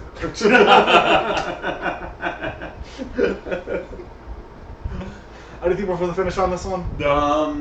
I got nothing. No. Oh, yes. The finish good. Yes. But you got something. Kidman and Conan's entrance. Conan's doing the dopest dance I've ever seen. It is so goddamn good. He also, Kidman has like a video recorder. Yeah, Oh, that's yeah. his thing now. The Kid Cam. Why? Because you're gonna upload it to Yeah. Vimeo later. Right. I forget. I don't know what is. He'll use his dial-up, Yeah. right? Load that video. Conan very obviously wants Kidman to like videotape him in front of the giant gargoyle, and I don't know if he was oblivious or intentionally not like doing it for him, but he just like would not focus on him. Like, no, I'm doing the belt like, thing. Yeah. Dude, this, Check it out, man. Yeah. You see this shit? Look at me, I'm in front of this. Okay, cool. Oh. I guess we're just going to the ring then. it's like if you're getting wedding pictures done. It's like, I think I blinked through that one. Like, nah, you're fine. Then you're good. Keep going. Click, click, click, click, Click, click, click, click, click. I'm not. Oh, I was why you're waiting for Tiger as a disposable camera in my situation. Finish comes when Stevie hits Knobs with a mummy. as we have stated before. Yeah. And Booker jumps on him for the pin. In ring, I don't know what happened there because we didn't see it. Nope, we never saw that. But Kidman pins Hugh Morris, and we get arguing refs. Yeah. I don't know if this is supposed to set up like a thing, but it's obvious that Harlem Heat won, but there wasn't a screen or anything. Right, like we saw the Harlem Heat win first, and then the bell rang for in the ring. So Harlem Heat did legitimately get their pin first. But what I thought was interesting is the last time we were in the ring, we saw Hugh Morris do a moonsault, connect with that moonsault, and then not go for the pin. Just stood there and looked down at it. I gotta take this. Well, one of the things, like, that's so stupid. If we're gonna see Booker T win, and then they did win, Right. that's insanely poor storytelling from like a visual perspective. Right, like the best thing to do in that situation has been like, oh, the pins happen at the same time. Now you have a fight at Nitro between those two teams, Right. and then there you go. Now you got Or something award it to the one we didn't see. Right. Yeah, Like, yeah. If narratively in this story, Booker T is our hero. Like, I'm not saying they are or not, but let's just pretend that they are. You know, like, you attach yourself to Booker T, you follow him throughout this entire course. He wins, but then they award it to someone else. You also don't see it awarded. Then you're invested in Booker T's anger. Right. You, like Booker, feel robbed of the satisfaction of seeing the end of the match. No, I agree. You got somewhere to go with That's fucking narrative 101, Russo. Yeah. Like, I mean, I've taken some writing classes, you know, but that's I learned that from watching YouTube. Yep. And Russo does admittedly have problems with finishes. He said that before. When he has to come up with like match finishes, it would usually be hopefully an agent would come up with something like this. This was muddled. I have no problem with how it ended. Although Harlem Heat winning, Right. I think it's their 10th championship in the 3rd WCWTF episode in a row where they've won the championship, the tag team champions. That's dating back to what? Sturgis with Road Wild. Yep. I mean, it's a little weird to see them continually win this thing, but. Yeah, and I don't know. Like, I kind of like the what happened finishes sometimes. Yeah. When they're executed well. You know, I like double pins, and I do too. like like when Kurt Angle or when the Big Show won the Royal Rumble, even though it was Yeah. you know, like, I think that's funny. I think it's a funny premise when especially when a heel is like, no, I won. You know, like, that's very funny to me. Do you remember the 90? You would have loved this. In the 97 Royal Rumble where Austin ended up, or maybe 98. It was Austin ended up winning it, and then Bret Hart thought he had won because he threw Austin over the top rope, but the refs didn't see Austin go over the top rope. Yeah. He came in and threw Bret out, and Bret started whining, which is like, to me, life imitating art right there. Quintessential Bret Hart right there. So But 4 out of 5 Bret Hart moments, like greatest Bret Hart moments, are him just whining. yeah. Fucking Bret Hart. Fuck off. Thankfully, we don't have to deal with it much tonight. We don't get a lot of Bret Hart. We do have a sprinkle of Bret Hart, but he's not, he doesn't take over like he does, or he doesn't come out to give his seal of approval to a wrestler before a match, which sets you off. Oh my god, I thought I was going to lose my fucking mind. I've started the last episode, re-listening to it 3 times, and I've yet to finish it. I'm eager to get to my Bret Hart rant. It's amazing. It really is. But totally justified. So, luckily for us, with the Russo era, at least the first half of the Russo era, we don't get a lot of Bret Hart because he gets fucking concussed pretty quickly. Oh yeah. By Goldberg, who knocked his head into the third or fourth row. So, thank you, Goldberg. Yeah. So anyway, Harlem Heat wins. They are our new champion. We'll see their 4th or 11th title reign next pay-per-view, I'm sure, and just infinite until WCW closes down. Right to sin. Yeah. That's right. I feel like now we have to kill time since Time's not here. Yeah. Because he moves us on. He really does. What do we? You can move us on. What's next? Well, I mean, what I have next is Kimberly and DDP. Oh. Okay, so Kimberly comes to the ring with her man in tow. She looks good. She looks amazing. Those are fake titties, right? Those are incredibly fake titties. I don't like fake titties. They are bolted on titties that are really coming through in this cold Vegas. You can air. see the bolts. Yeah, you really can. Which is, I love how in back-to-back segments we have somebody winning a match by getting hit with a mummy and then tits. Like back-to-back. You know we're in the Russo era, baby. Yeah. It is live and kicking. Like, immediately, it is obvious from every perspective. Even even moving the commentary team like ringside. Yeah, right. You know what I mean? It's like, and now commentary is sort of part of the thing again. Right. Like they were in Raw, which is what was working. Like they're interacting with the wrestlers, like their characters, like they are becoming a part of this. This is night and fucking day. This entire thing. Mm-hmm. It feels like a completely different program. It really does. And I've been watching the Nitros before and after this. And the Nitros it's like a light switch. It's like, it really is a completely different show from the minute it kicks off to when it ends. You don't get, I mean, it just, I'm not saying everything is perfect. I don't want anybody listening to think like we're blowing Vince Russo here. But you also got to remember, 8 episodes or 9 episodes in a row, we have seen the same garbage. Just over and over and over again, and it wore us down. So to get something different is good. Road Wild was the exact same show as whatever it was before that. Right. Like Spring Stampede. Sure. Whatever. It doesn't. They all run together because everything is the exact same. Yeah. Or was at least. So we wrapped up the Booker T match, and I moved on to the Kimberly and DDP, but I wasn't sure if there's anything in between. Oh man. There is I'm not sure if it's before or after this one. Everything happens in the show so fucking fast, which is good. It just fires off. Yeah, I love it. So I had a hard time taking notes. At one point, DDP is not DDP. Goldberg is running around backstage looking for Sid. Oh, right. Yeah, that does take place. It's just like that's important. It's a 30-second clip of "Where's Sid?" Yep. But good to get it set up. Like, okay, Goldberg's looking for Sid early. Yeah. I hope that pays off.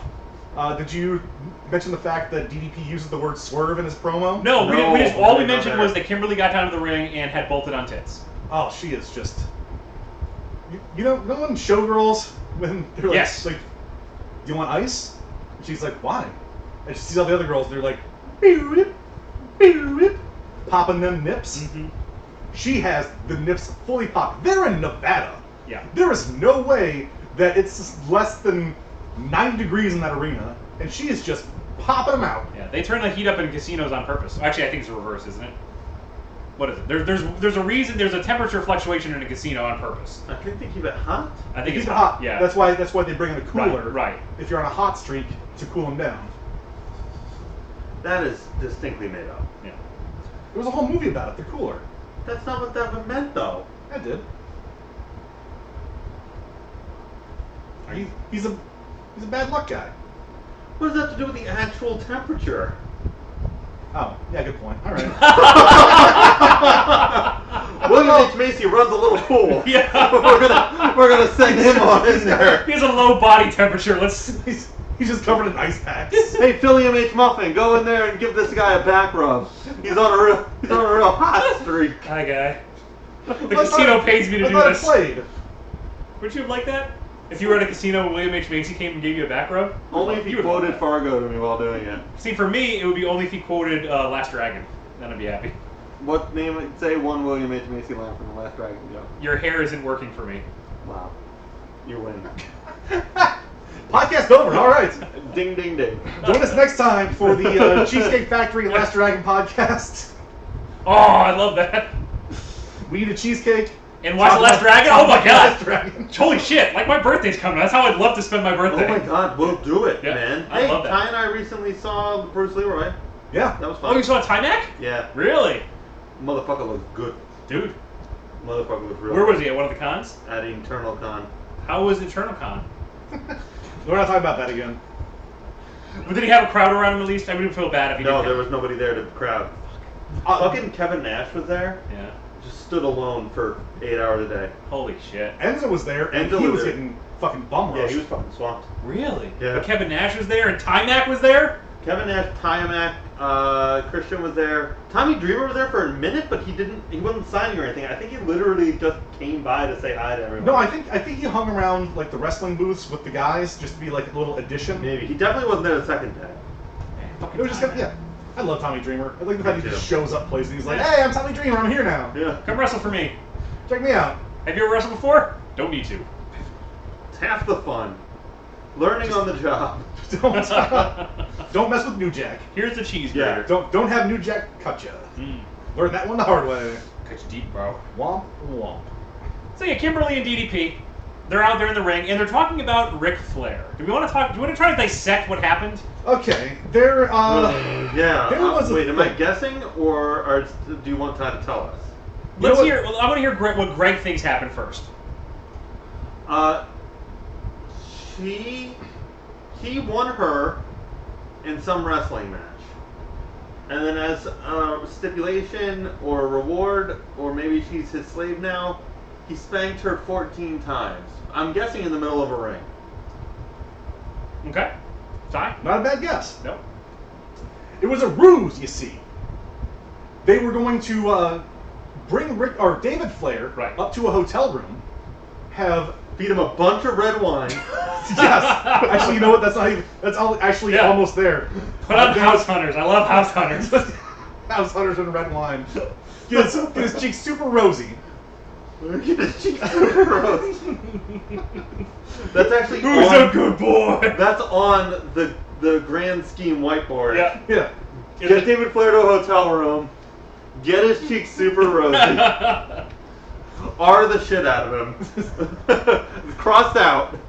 Well, it was supposed Give to be. him a forget me now. It was, that's actually part of it. Mm-hmm. Oh my They god. were going to forget me now. David Flair, kidnap him or something. Kidnap. They were trying to kidnap him, right? Yeah, and so Kimberly ends up going to the hotel room, and she's like, "Oh, you in the bathroom? Yeah. I'll get started." And she takes off. Oh, we saw Right, that. we saw that. Yeah. Okay. She assumed David Flair was in the bathroom, washing out all of his naughty bits, cleaning out a few things, just getting ready. Just wash your ass. Wow. I brought this sponge and this soap. Do you know how this works?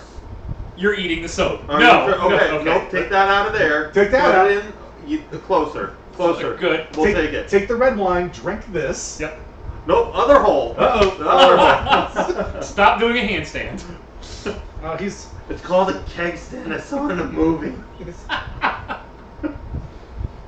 He's in there. He's in there crying in the shower because someone said the name Undertaker. Is that true? Oh, that happens in the WWF. Oh, I thought that. Okay. So she's all like, "Ooh, I'm gonna drug David Flair."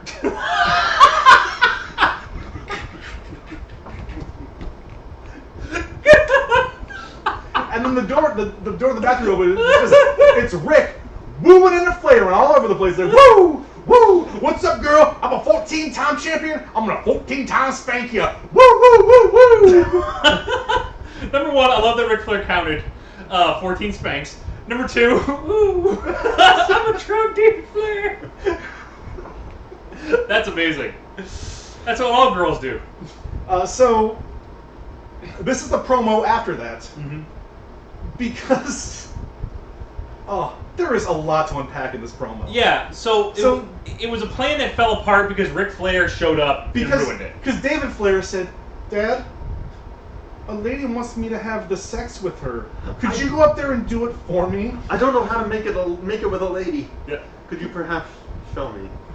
I'll be watching from the bathroom. Poor David Flair. He's in the closet. Not like a gay thing. Like he's actually in a closet watching. Possibly dressed like Superman. Although, let's face it, IRL, that guy pulled a lot of ass. David Flair. Oh, yeah. Tori Wilson. For real. Okay? Just that alone should get you there. And then Daphne. Once again, in real life. He was the only young person. Let's see. Fucking Scott Steiner was there. He's not old. He's not David young. Flair, Rick Steiner. I love how that's the only two options you have as a woman in WCW is David Flair or Rick Steiner. What about Ho-Ho? He's not an option. What about Ho-Ho? Can you imagine what it's like getting fucked by Ho-Ho? No. I'm imagining. Just so grunty and sweatery. Yeah. I'm imagining Sweatery. he's in her armpit. Yeah. And 3 pumps and he's just gassed. It's like he's like made of silver, because each hair has a bead of sweat on it. It's like a slip and slide on Ho-Ho. He just shimmers in the distance. Protect yourself, I'm going down. Glistening. Protect yourself from going down. It's a totally different thing coming from Ho-Ho. Wait Just a second. kidding. He's never done it with a lady. He just tags Hogan in every time. Yeah. Thanks for warming him up, brother. Go microwave my pork. Don't worry. Fully loaded on sushi, I'm good. go microwave my corpse. Is that a euphemism? Ew. He means it both ways. Yeah. No, look.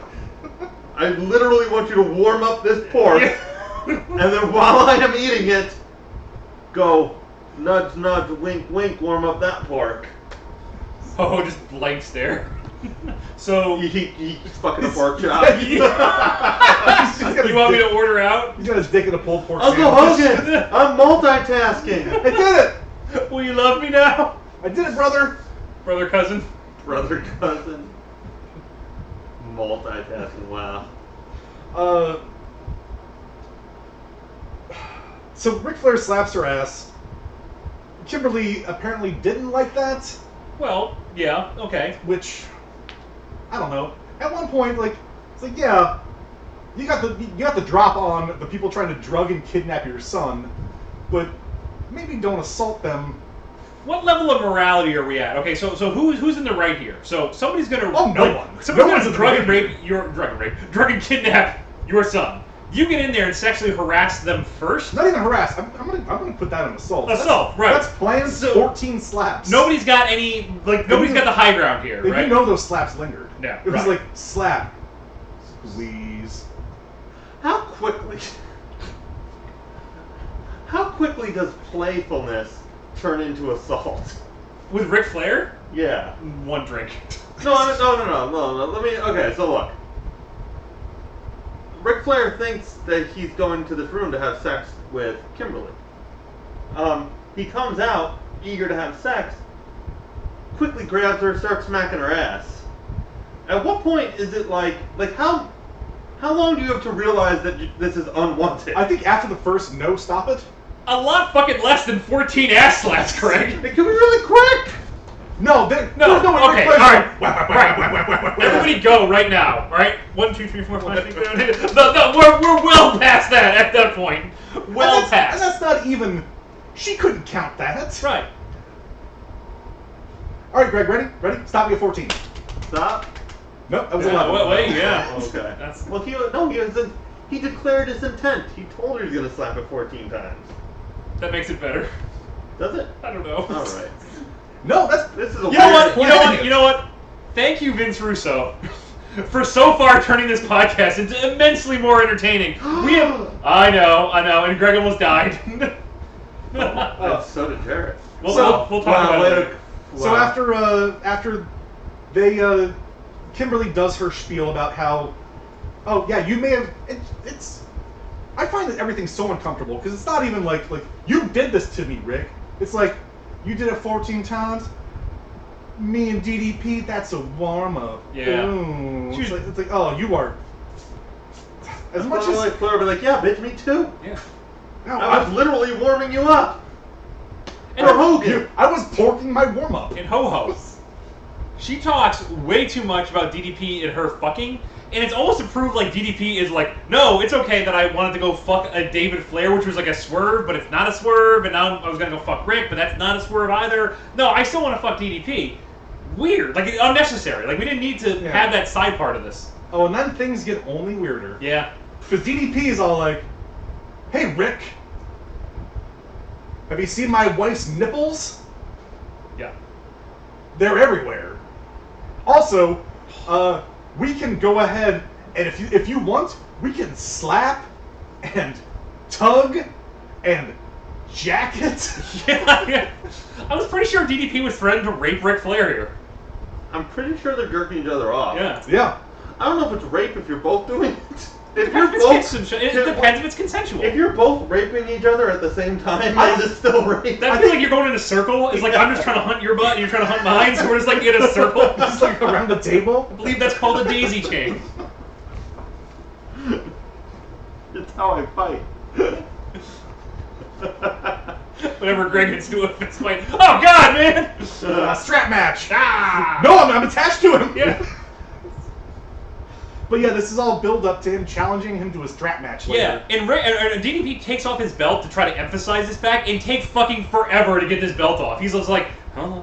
No, it's not the belt, it's the actual strap. Yeah. Yeah, the It's strap, like alright, wrapped but around it's wrapped around him, but he can't get it off of him. so he just looks like a goof, and he has to like almost like you can see like he's angry. He's like, oh, god damn it, gotta go fetch his strap. Proceeds to tell Rick they can slap it, whack it, and jack it all night together. Yeah. I'm not in love with this. No. This is it's too overt. Right. I don't like. I'm fine if you want to trot out like a sexy lady to be a sexy lady and shake it and distract a guy during a wrestling match, but this is just uncomfortable. It's weird. Like it's trying so hard. That and like I might get be it. Val Venus came out and made a bunch of sexual innuendos. Oh my god. Made a bunch of sexual innuendos and like that was a thing, you know. And this just feels like a Val Venus promo, but like way fucking worse. It's out of place. Yeah. He's legit like we fuck and I jerk off like just a whole bunch. And now I think I'm gonna strap myself to you, and then I'm pretty sure I'm gonna jerk off on you. But if I get really confused, I might jerk you off. Also, she's gonna jerk us off. You spanked her and I'm mad. Nailed it. Yeah, that is a significantly better promo than what they cut. It's like Vince Russo came in and was just like, I don't care about any of your prior characters or the fact that Kimberly was like raped by the NWO or any of this other shit. It's like, now you're just overt like sex fiends. There you go. Go out there and have fun with that. Yeah. In addition to that, I want to point out something on commentary that happens right now. Bobby, like when she first comes out, Kimberly's making her way to the ring. You hear Bobby doing his like normal like, is DDP here? I'm just looking at Kimberly, and Tony's who's like, you stop that. We are civilized people. We live in a society. But he's just like, oh yeah, you know what? I'm looking at Kimberly too now. Huh? Guess what? We're two kings. We're two Jerry Lawlers. Yeah, right. Everybody on the planet wanted. Mm-hmm. I said no one ever. Nope. Yeah, just a weird promo. I'm gonna put some of it in here because it's too weird to not. Honestly, people, if you haven't heard it, you should hear a little bit of a snippet of it because it's just out of place. I wouldn't say I'm uncomfortable with it. I just say that it's just it doesn't fit anything. This whole pay-per-view is skewing a little bit towards a different crowd. Like it's definitely a little racier, definitely a little more like risque. But this is like he even says swerve in it. Yeah. This is like a hard right. It's like you're going along and there's like a nice little bend in the road, and then all of a sudden you miss your turn and you fucking slam the brakes and make a hard right. That's what this felt like. Yeah, and then you run right into a group of bikers who rape you. No, That was Sturgis. it's a mutual jerk off. All in a circle where you're chasing each other. Yes. Just a little jerk off train. Move backstage again. This is Halloween Havoc, the night of a million backstage Honestly, promos. though, okay, before you go into that, I felt like it kind of broke up the show a little bit better, as opposed to match versus match versus match. Just like at least kept it going along, kept it moving Pacing faster. is significantly better. Yeah, way better. I would say this is the best paced pay-per-view we've ever seen. I'm going to talk more about it at the end of the show, but backstage, Shanae's with Eddie, Kidman, and Tori. Every single like WCW female looks. I'm sorry, WCW woman looks. You can't say female? You're not supposed to. Who's not supposed to? Well, we can't call you a male anymore. Yeah, we're not supposed to talk about it's. We're not supposed to when we're talking about women. We're supposed to call them women, not females, because females apparently disempowering to women. So is women. It still has man in there. Are- It is literally No, the it's not. exact same It's thing. not. It's not. It's. I don't know. I've heard that somewhere. I've been yelled at by before, but I'm not doing it. I'm just gonna get yelled at forever for it then. I got a question. So every I got a question before you. Are women those things with vaginas in them? Not anymore.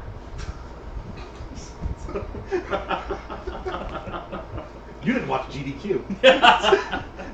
Twitch. Yeah, I hate Twitch. Wait, you're being serious? We can't say female derogatory? It's supposed to. It's becoming derogatory. Yes. That is Insane. I know. I don't don't look talk- it up. Like I'm the most accepting guy in the world. Like I don't care about what anybody does ever about anything. Truthfully. That's a good summary of your life, actually. Including himself. Yeah. But that's really extreme. I'm sorry. I'm not changing it until I do a little more research. Then maybe I'll think about it. You can bring it back like Clerks do. Maybe not. Outside, we have David Flair and Ric Flair angrily entering the arena. Ric Flair has a crowbar with him. Bobby suggests that he was outside stealing rims, which I think is funny. Maybe. We go back to Tenay with Eddie Guerrero, Kidman, and Tori Wilson. Tori, who's looking like every single one of the women in WCW has the exact same like tall, fake busty like look, which I am totally cool with. I'm not. I don't like fake tits. No, she's hot. She's ridiculously hot. She's hot. Yeah. I don't like fake boobs. Oh, well, I was just saying. Like, that's why I think later on, actually not even later on, maybe like a month or so from here, we're going to get Daphne, and I love Daphne. When I was watching it at the time, she was the one, because she looked different. She didn't have, like, the giant boobs, and she just looked crazy. You know, I like that.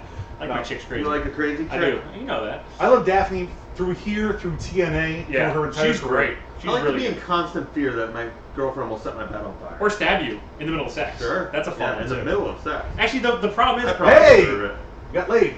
Every single time where I don't get stabbed during sex, I don't want to say anything, but I'm kind of disappointed. Yeah, like it's my thing, you know. Is it good for you? Yeah, I guess. Yeah. I mean, I really wanted you to use the knife, but whatever, I'll take it. you got knives right next to the condom. You're right. It's like, hold on, let me just open my knife and condom drawer. There's like bows on them, like you know, just really obvious. She's like, "Did you finish?" You're like, "There's condoms on them." Yeah. You gotta use the knife to cut open the condom. Just have that right next to you. just want to provide options. This has been a weird episode. Yeah, I love it. This is gonna be a hard one. I'm having a lot of fun during this episode. I really am. Doing that. Today realized the message that the filthy animals will be barred from ringside. Kidman's like, "This is crap. We're a family," and then they just leave. Yeah, they're like, whatever. So I got your back.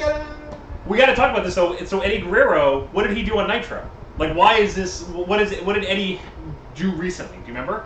I don't watch Nitros. Okay, so Eddie stole Ric Flair's watch. I'm getting to that. Okay, you're gonna get to that. All right, so let's talk about that. So Eddie has a very nice watch on. Very nice. That looks like a Rolex, maybe a $20,000 watch. Oh yeah, I'm sure it's something they got at like $5 from the craft fair, but they're playing it off like it's like the gold is not coming off on Eddie's wristband. No, that looks like it's probably Flair's real one. Flair did have a lot of Rolexes. Yeah, it's probably one of his real ones. As you did. Yeah. You're Ric Flair. He used to tip people with them, which is amazing to me. Oh. He used to just give them away. So like, it's like, oh, you're a ring rat. Here's a Rolex. This is $20,000. And then she gets 17 spanks. Yep, perfect. But yeah, he's stolen Ric Flair's watch. And Eddie just kind of cuts the promo. He's like, what are you insinuating? Mm-hmm. Are you insinuating that I stole this watch? Yeah. This is my watch.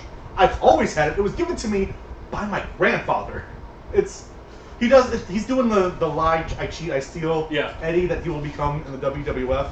Just planting seeds of something that's going to come and pay off the biggest money later. Remember when him and Chavo were wrestling and he invokes, like, what would Grandma think? What would Grandma think? I love it when he invokes, like, his family like that. It is so funny to me. It is, like, it's, I mean, I know they're conveying some storyline, but it is, like, kind of just a basic wrestling promo. He's like, I'm gonna fight, who do I fight? Saturn tonight? Yeah. Oh, the revolution is over.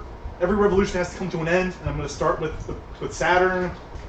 It seems like the filthy animals are involved, like, in everybody's business, right? Because they're fucking with Ric Flair to steal his watch, right?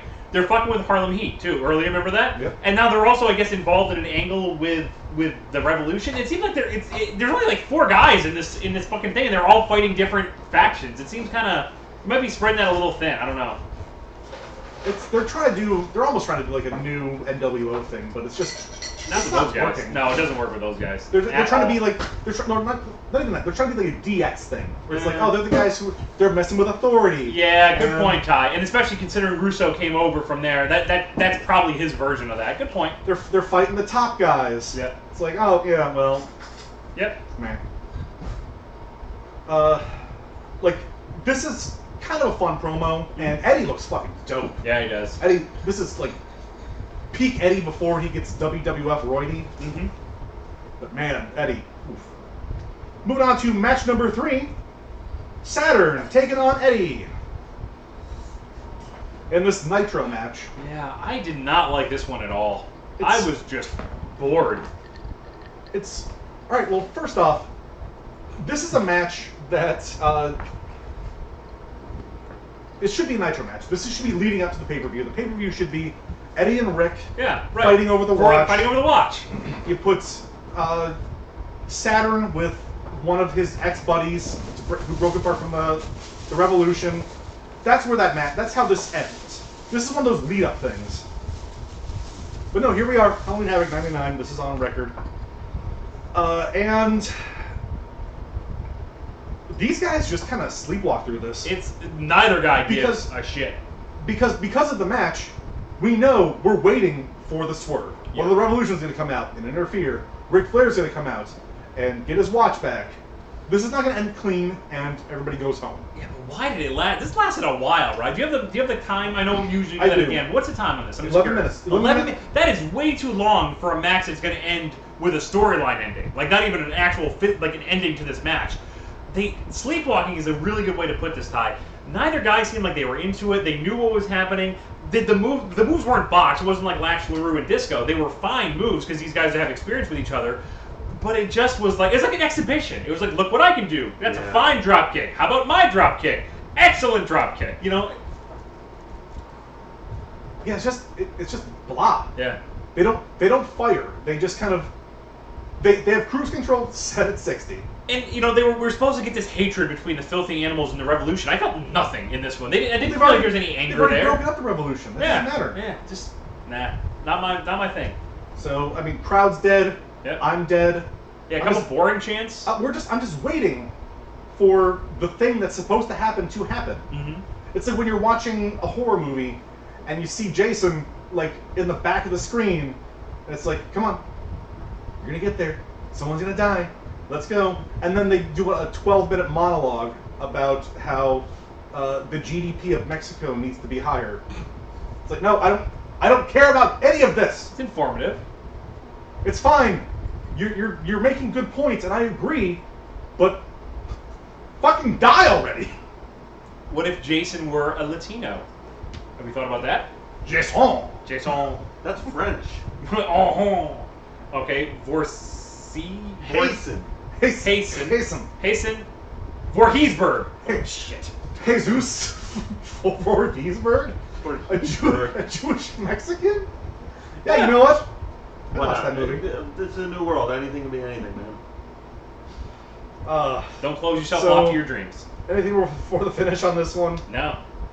So the swerve comes when that's what I'm going to start doing now. Yeah. The finish comes. The swerve comes when Ric Flair shows up with his crowbar, blasts Eddie a couple times. Eddie gets the DQ win there. At 11:12, Kidman comes down. He gets crowbarred. Tori Wilson comes down, and it looks like he's going to attack her, but instead he drops his crowbar, does his little Flair shuffle around her, makes out with her, leaves, comes back, gets his watch from ringside, which he forgot to do the first time, and then leaves. And Tori likes it. That's important. That's very important. Yeah. That's a very important part of all of these storylines.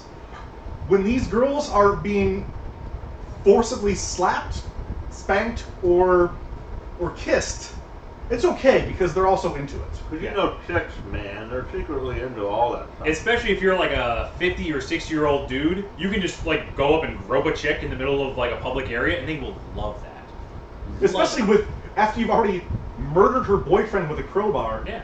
Yo, Kidman just got cucked real hard. Total cuck. What a libtard. It's funny to think about 20 years later when he's going to get into big trouble for doing the exact same thing to Becky Lynch. Right. He just owned that libtard epic style. Walls. Keck.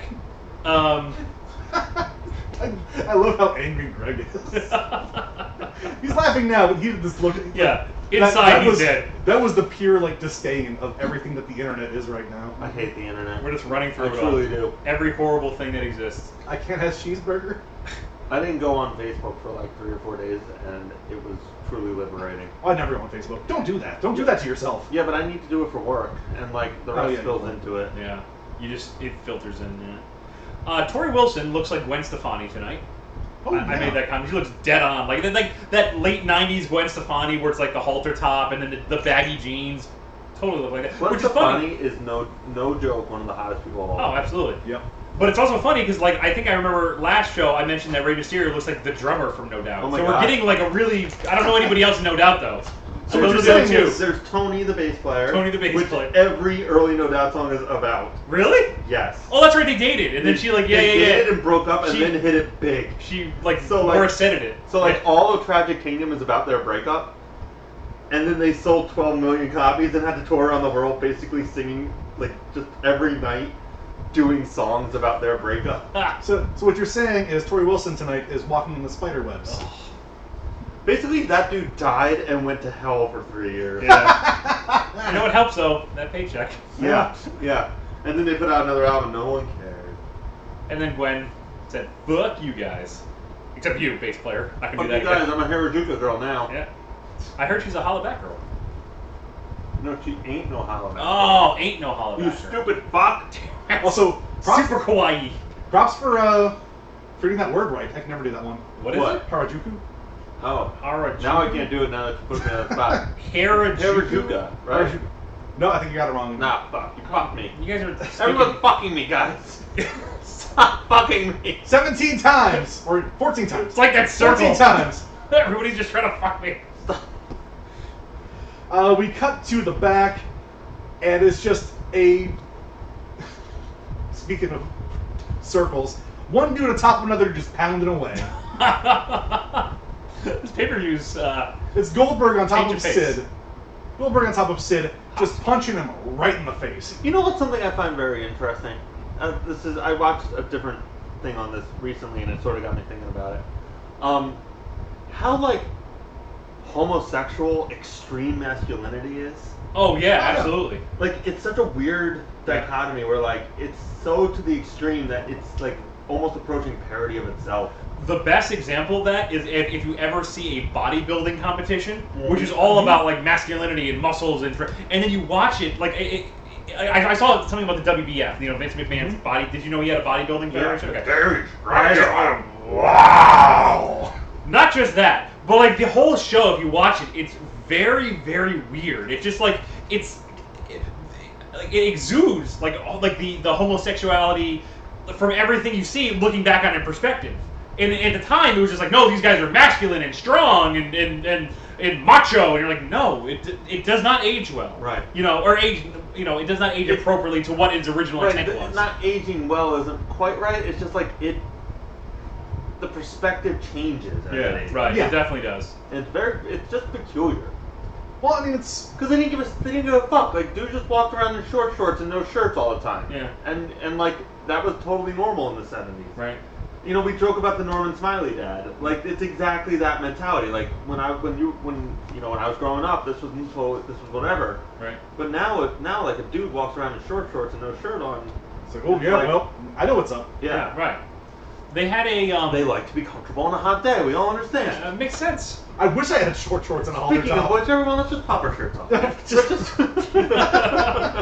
It's just for you viewers at home. The Cheesecake Podcast is getting interesting. Goldberg's coming over. We're all his kids. Yeah. Pop your shirt off. I'm ripped like you, Dad. Don't rip like me. So there, That's what they call me, Lil Goldberg. I'm like Charles Robinson, but to Goldberg. Little Berg. Goldberg. That's good. They had a. There's also an old WCW or no WWF show where they made fun of like old WCW clips. That was like a YouTube show that they did with Road Dogg. Yeah, I remember that. Yeah. And there was one where it was a WCW clip. I don't know what it was advertising, but it was like Alex Wright, the Renegade. I want to say Scotty Riggs and Buff Bagwell, I think. And they were all just on a beach, and they were peeling their shirts off, and it was all like walking like, you know, jaunting toward the camera, and it was supposed to be like the toughest men in WCW. And it's like, not the vibe I got from watching this. Like, this is not how I interpreted this thing. Right. Yeah, it's odd. Yeah. Do you think we'll ever get to the point where we'll have like an openly gay wrestler, and that won't be his gimmick? I mean, Yeah, Darren Young. Yeah, Darren Young. A successful openly gay wrestler, well, that won't be his gimmick? Nope. It's a shame. It sucks. I but think like, he will. you think so? Yeah. Well, all right, sure. Once Vince McMahon dies. No, I just think, I think the big thing is Darren Young. I don't want to say Darren Young came out as part of a gimmick, because obviously he's an openly gay man. Mm-hmm. But I think that he thought that would catapult him. He'd be like, oh, hey, if I come out openly, then they'll have to use me. Right. You can't bury me now. If you bury me now, you'd look homophobic. Right. And they're just like, haha, Titus slipped underneath a ring. Give him a shirt. Yeah, it's like, oh, you're gay. Here's a super old white dude. Yeah, right. We'll play this off for the election. Yeah. And then you'll be the liberal, and then he'll be the winner. So take that, libtard. Yeah. On the libtard, epic style. Oh my god. We need to keep that one going. I really like how it upsets Greg. You have no idea. I went off on Taiwan. Really? Yeah, I really did. He's like, hey, we should talk about this thing. And then I texted him like 12 pages of a rant. Holy shit. Wow. I'm just like, I'm really not in love with the internet. Yeah. It is a twisted place. It's beyond twisted at this point. I'm gonna sneak into his phone and make me saying that his ringtone for me, and then call him every day. My sole phone is right under your bag over there. Definitely don't have another phone. That's the only one I have. It's right under your bag. Just do whatever you need to do. Oh, anyway, moving on to. Oh, we're still on match number 3. Oh my Christ. No, we passed it. We the Eddie Guerrero thing, we moved past it. Oh yeah, we did finish that. Okay, sorry. It just ended with a run-in. Yep. So, Guys, Goldberg. this fucking pay-per-view is gonna lap us, and I don't think it's my fault this time. Yeah. Oh. Goldberg's in the back, attacking a bloody Sid. Yeah. He's just pounding him in the face, screaming, and it's like, this is what you want! This is what you want! They finally pull Goldberg off. Sid stands up. He's got blood all over his face. Looks great. It does look great. I also love that he wore the red shirt too. And once again, this is a TV show, accentuated to red, blood, anger. Very smart. He starts screaming, "Is that all you got? Is that all you got?" I know. Once again, we're going into the whole Shades of Grey thing. Who's the bad guy here? Sid was just minding his own business, and Goldberg jumped him. You know what I think it is? I think it's that mentality of like when you let your kid, you think it's a good thing that your kid fought back. You know what I mean? Yeah. Like macho dudes are like, he was just defending himself. Like, the real men will fight for what they have. Like, if somebody comes up and steals your lunch money, you kick the shit out of them. I think Sid has stole Goldberg's lunch money, and now real men retaliate. Get blood in his perm. Right. Got it. Yeah. That happens to a lot of dudes. Yeah, but at the same time, Sometimes I just bleed in people's perms. Yeah. I'm like, oh, nice perm, slit. Shit. Oh my god, this is permanent! It's in the name! What's wrong with you? I can't undo it. Wow, that turned into the worst prank ever. Ashton Kutcher punked. You just got permed, yo! 2018. You got permed. PRM Apostrophe D. We sneak into someone when they're getting their hair done. What? We perm their hair, and we bleed on them. What network would perm be on? Bravo. VH1. Bravo. Food Network. Food Network. HGTV. No, it's straight to Netflix. Would it still be hosted by Ashton Kutcher? Or would it be hosted by an Ice Cube?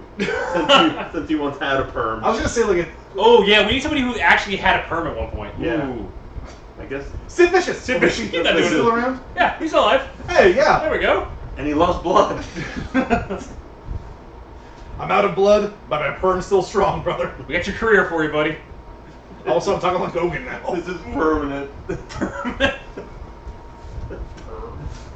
He's got perm. Tobey Maguire shows up. Perms his friends.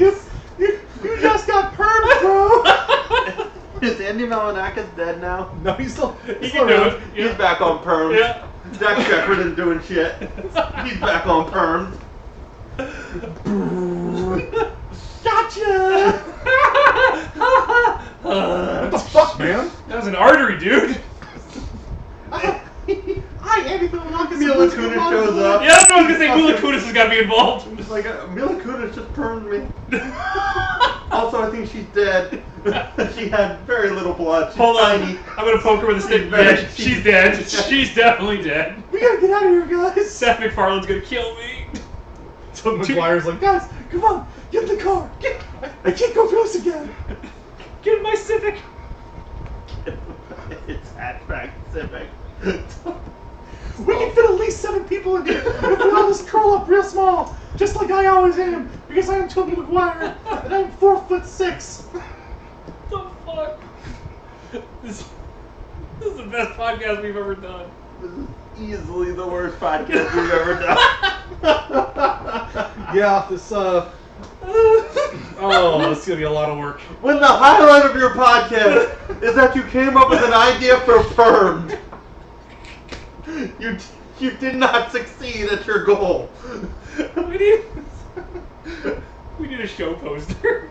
That's everybody out there. All right, we gotta fire through this. Oh, Greg will love this next one. Next thing, Buff Bagwell goes to the ring. Oh, Greg, Yes. are you all right? Yes! He immediately talks about how he's got some problems with the new writers from up north. Yeah, they keep bringing this up. Yeah. They keep bringing up the powers that be. Powers that be. That's going to be their name from here on in. And I think it's crazy that I'm not booked tonight. And you know what Stroke is? Stroke is coming out to a show when you're not booked, and you're gonna call out Jeff Jarrett. Yes! Oh my god. I remember, Like a murmur from the crowd. It's like, alright. by the way, unless you're watching the video, you probably didn't notice this. Greg's eyes, when he heard there was a murmur in the crowd, instinctively narrowed. He was not happy that people weren't embracing Jeff Jarrett the way he does. Which they should, because Obviously, it's 8,500 idiots. Jarrett eventually comes down, looks fucking great. Awesome. BT Looks does. awesome. Yeah, He looks really good. He's never looked bad. Yeah, He still looks great. absolutely. Hey, He looks he's better. a Hall of Famer. He looks better than he did before. I'll say And that. Hall of Famer and a follower of the @WCWTF podcast. If you aren't following us, Yeah. what's wrong with you? Him and Vinny Rue actually follow us. Yeah. Yeah. So they brawl the outside for a little while with no match. They brawl back inside, and as they continue brawling, who shows up? Ugh. But Lex Luthor. Lex Luger. Total package. They keep rebranding him. The as total Yeah, package. now he's just the total package. And I guess he was pissed because he thought Jarrett purposely hit Elizabeth on Nitro with a Something guitar. like that, yeah. Something like that, right? Yeah. So that's the reason he's there. My favorite moment of this, Luger comes lightning bolting out. As fast as a Luger lightning as a bolt, Luger can go, can. which is slightly faster than Yeah. a motorized scooter. Mm-hmm. Unable to turn ever so slightly, bumps into a security guard, and then panics.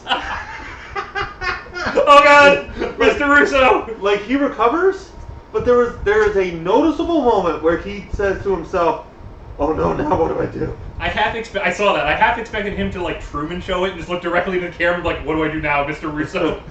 I'm out. Mr. Bishop! Oh. No!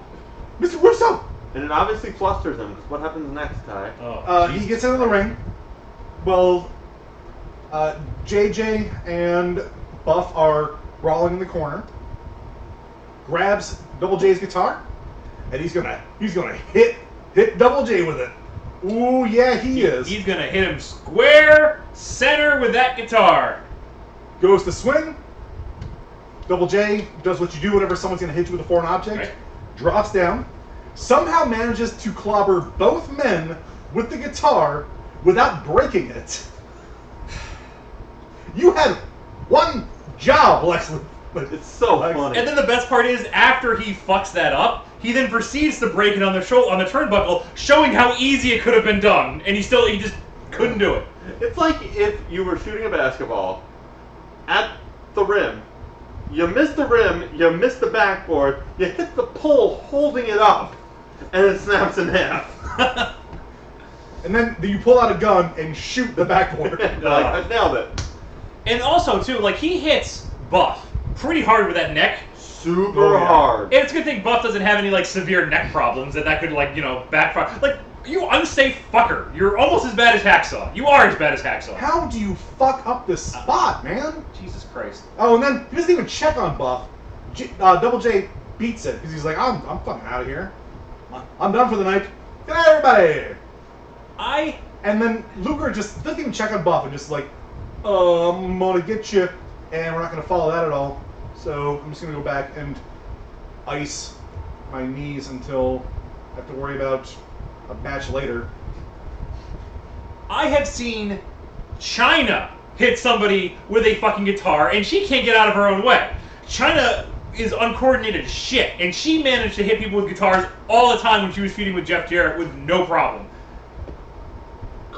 Fucking Luger. In the back, we got Tenay with a bloody Sid who's being stitched up by a doctor. This zoom out is hysterical. Yeah, this is ball though. I like this. I'm here with Sid Vicious who's being attended by a doctor. Goes Super Saiyan 2. Super Saiyan God Super Saiyan. Elbows the doctor. Get out of here! Flips the table. Let it bleed! I like that. Yeah. It's awesome. I thought that was really cool. This was dope. Yeah. Really good. He doesn't want medical attention. He wants it to bleed so he can be angry through his entire match. Oh, wonderful. Great. And these little, I can't tell you enough, guys, how much I love these little segments in between the matches. It just moves things along so much better. There's a lot to talk about, though. Also backstage, an injured Eddie is on the phone, calling an injured Rey Mysterio, and he's talking about, you gotta get back here. Oh, yeah. You gotta come back. Sexy. He's all splayed and oily on the stairs. It's like, hey. We gotta do some filthy animals business. We got some filthy animals business to do. Why did they leave? Right. Eddie! Eddie, you calling? I don't know where my phone is. Get my Nokia. Match number 4. Brad Armstrong in his I forgot I was booked gear, taking on Berlin with the Wall. Greg, how you doing? Who the fuck invited an Armstrong? Now, I thought you would have really loved this match because Armstrong was wearing a sweater that I assumed he got at the mall. Maybe at a store that you now know the name of? Yes! Update! Update! The store was Northern Reflections. Not Northern Lights, not Northern Exposure. Exposure, like I thought it was. It was Northern Reflections, which, by the way, still exists. Does there? Oh, that's right up in Canada. It was a Canadian store that we're relatively close to the Canadian border, about 3 or 4 hours. It was a Canadian store that had sort of tried, dipped its toes in the American pavilion. Did not succeed. Can't imagine why. Immediately retracted back to its homeland. There's probably still 50, 60 stores. Reflections. Their clothing line is not attractive. Hey, good on him though. If we ever go to Canada, it is super Canadian. We gotta get pictures in front of that store. We gotta go in there. We gotta get all sorts. We gotta get a nice sweatshirt for you.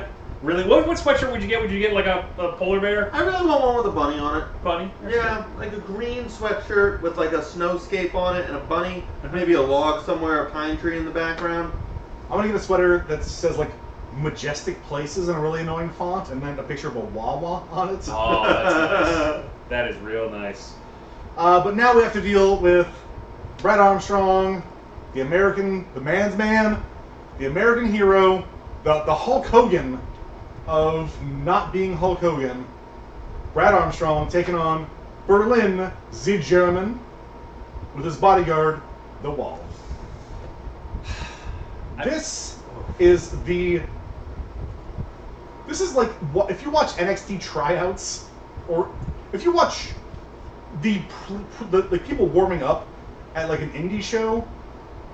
This is what this is. Where it's the ring crew who wants to be wrestlers are it's hey, let's do a couple moves in there, test the ring, make sure it's okay. This is the most basic of basic matches. This is a pumpkin latte of a match. That's how basic this is. Oh, I like pumpkin lattes. So do I. But Yeah, basic. This man. I mean, the whole gimmick, the whole idea is Brad Armstrong standing up for America because Berlin is evil, and Berlin won ? Against Hacksaw last pay-per-view. Not if you watch the match. Yeah. if you read the Wikipedia on it, yes, he won. This is exactly what we thought would happen to Berlin after the fucking last pay-per-view debacle that was. D.O.A. The fans don't care. They don't even. This is an evil foreigner. The easiest gimmick that you can get. They don't care. All right. Let's just jump to the finish. Yeah. It's awful. Berlin goes for his finisher, which is like a swinging neck breaker. Brett Armstrong just counters it and pins him. He's holding the rope. He's just like, psych. Oh, nailed it. At like, what, fucking 4 minutes or something stupid like that? Squash. 4:23. I can see. It wasn't a squash though because Berlin did all the work. Yeah, Berlin got all the offense in until this part. I can safely say, gentlemen, before we started this podcast, I never would have guessed we would have seen this many Brad Armstrong matches.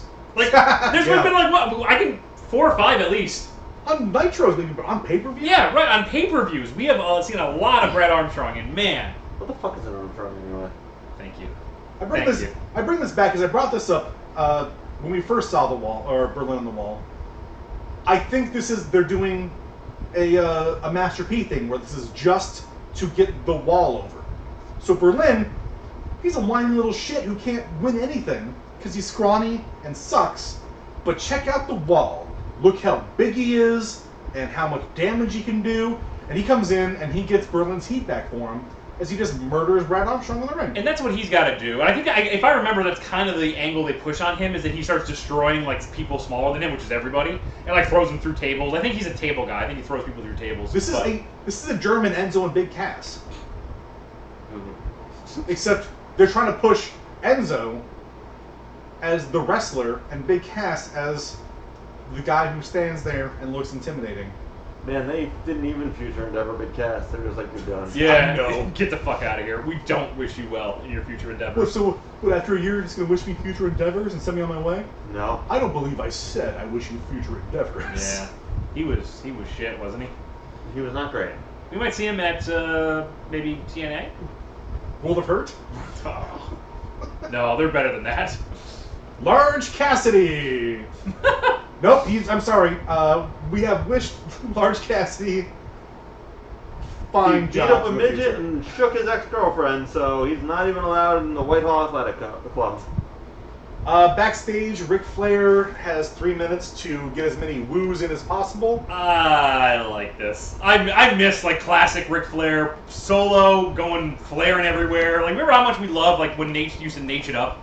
This was him like Nate it all the way through. Time chose the worst time possible to leave, because that's literally all there is to say about that. Yeah. Well, I mean, so he comes out there and he's hyping the match later. He's hyping the DDP thing. So he's talking about the matches coming up. This probably isn't necessary, this little segment right here, but it is classic, like Ric Flair talking about how, oh, when I saw Tori out there, woo, she was into it, and everybody loves her right Spacebound. And it's like, it's all your favorites in Ric Flair, but he's so into it. I like it. It's a good promo. It is a good promo. Anyway, which leads us to the next match, I believe. Thank you, Mark. You're welcome. Which is Chris Benoit versus Rick Steiner for the TV title. So since Ty's not here, can we just skip this one? Let's skip this one completely. All right, Yes. what's next? No, Ty's coming back. Shit. Yeah, damn it. God damn it, Ty. Take longer to poop. Poop better. Just had to rock and piss. Well, Yeah. don't Jeez. rocket piss. Wait, poop Bicycle piss. better? Poop better. How do you poop better? You know, that's actually something I think about a lot. Well, then talk about it, brother. That's why we're here. Like, this is a real thing. So, like, you learn to poop when you're 2, right? 2.5. I don't know what pooping age 14. is. 22. You learn to 37. I'm almost there. Almost. You learn to poop real early, and then you never talk about it again with anyone ever. There could be, like, legit good techniques. Well, isn't that what the Squatty Potty's about? Right. Yeah. Exactly. Like, they're selling something. Maybe now, in the age of the internet, an internet you hate, maybe there's a whole subculture about people learning how to poop better. But that's like a very real thing. Yeah. Like, you could be pooping wrong, and you probably never thought about it. You know what? I'm going to take it a step further. It's not about the pooping for me. What I'm Not the learning... jerking off while you poop. Isn't that part of pooping? Only if you're doing it, probably, right? We don't know. Is that why we call it juping? Oh, that's juping. Oh, shit. I go to jail. I have been way off. No wonder that family reunion got so weird. Once again, it's something we learned we never talked about. I learned that I'm wiping wrong. Yes, no, that's Oh real yeah, too. right. I just basically slam it into my... Let's cram paper up my asshole, and then hope the next poop gets it out. Right. See, I take the lid, put the lid up, which you're supposed to do when you're done, Right. and I just like sit right in the bowl and just swish it around. No, you're right. You're doing that right.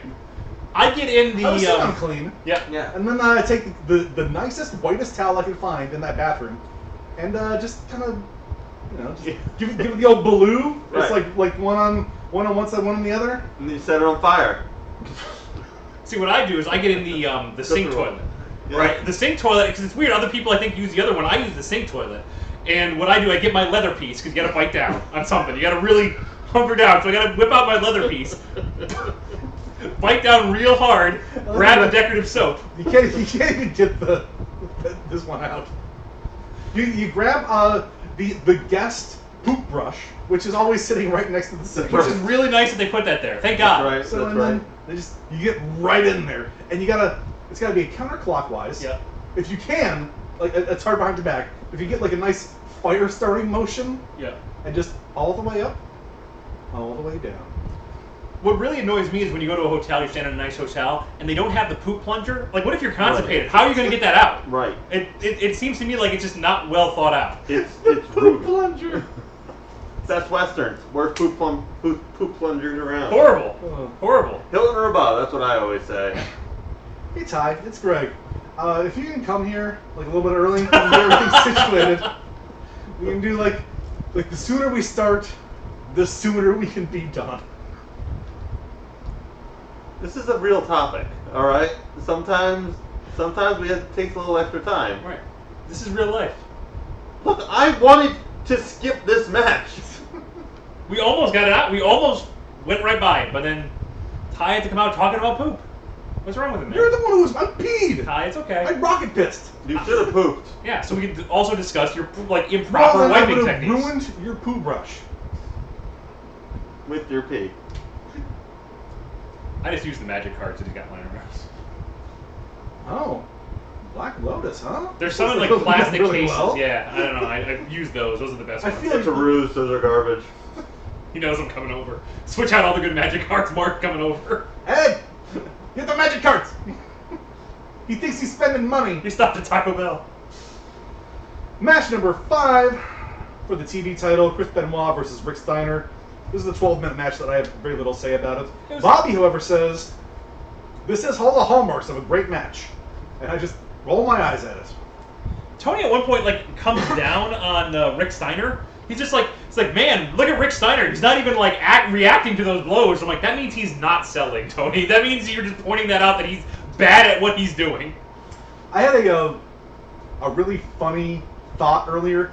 Like, I had this idea in the back where before this match, for the last like 2 hours, it was just Chris Benoit and Rick Steiner in front of like a chalkboard. Where it's like, all right, Rick, here's what ring psychology is. All right, you work a leg, you act like that leg is injured, and then, whatever your finisher is, that's what you want to work towards. So let's say if you have Ric Flair, he's gonna kick the leg, punch the leg, use moves on the leg, and then when he goes to figure 4, is more effective. And you got a guy who's like either he so comes to that, or he fights through it, and then yes, that's how it works. And Rick's sitting there like he's in like a 3rd grade chair, like the little half desk here. He's taking notes, but it's all like just him drawing pictures of dogs going woof woof, bite me. Inside his mind, it's like do do do do do do. And he's like, all right, no, Chris, you know what, Chris? I think I got it. That's great. And Chris is like, dude, that's wonderful. Let's do that. We're gonna tear it up. So Benoit leaves, and then Rick says to himself, "Fuck that guy! I know what a rest hold is. I can do that. I'm gonna do it for 12 minutes. I know how to kick somebody in the cock over and over and over again. I can do that." Scott's been doing it to me for years. I did not like this match going into it. It was a hard-hitting match, but like I don't feel anything toward either guy. Like I don't care about Rick Steiner. I don't care about Chris Benoit. It's the same shit we know from these guys. Yeah. Like Chris is trying to do ring psychology against a guy who does not give a fuck about any of that. Yeah. So it's like he's selling legs, and Rick Steiner gets him in a fucking leg lock for half this goddamn match. And it's like, oh, we're just eating up time and trying to make it at least a little bit interesting. No, They do some crazy stuff towards the end. They do. We'll talk about that. But they also, he does work over a body part. It is Chris Benoit's dick. Like he elbows him, he drops the knee into it. It's just like I have no idea. Like it's almost as like he heard half of that, and then he's like, you know what? That's a body part. No. Really weird, really hard hitting, but not exciting. There's a couple boring chants in this one too. The crowd is dead through this entire don't fucking care. show. Yeah. Greg, anything more for the finish? There's some good spots, so let's talk about the chair spot in particular. Man, the chair spot is something I hate to see, especially with... Oh, yeah. At this point in my life, where I know how much that can hurt, and how much that can ruin lives, and how much that... It did ruin lives? It did ruin lives. Yeah, right. Like, Benoit does his flying Wolverine, and just straight up headbutts this chair. Full force. Doesn't even, it's not even a work. Oh, no, he doesn't headbutt in time. Rick Steiner throws it at him up toward his head while he's in mid, like, diving down on top of him. I missed that part. Yeah. I looked away when it was like, I was like, no, please. Rick Steiner is laying there with a chair on his, and it's supposed to be, he's supposed to headbutt him with a chair. Rick Steiner just takes a chair and just chucks it at Chris Benoit while he's in midair and can't defend himself. He's doing Steiner math at his head. It's like, all right, listen. I have a 30. If I have this chair here and he comes down, and if he's gonna headbutt that chair, that's gonna headbutt the chair into me too.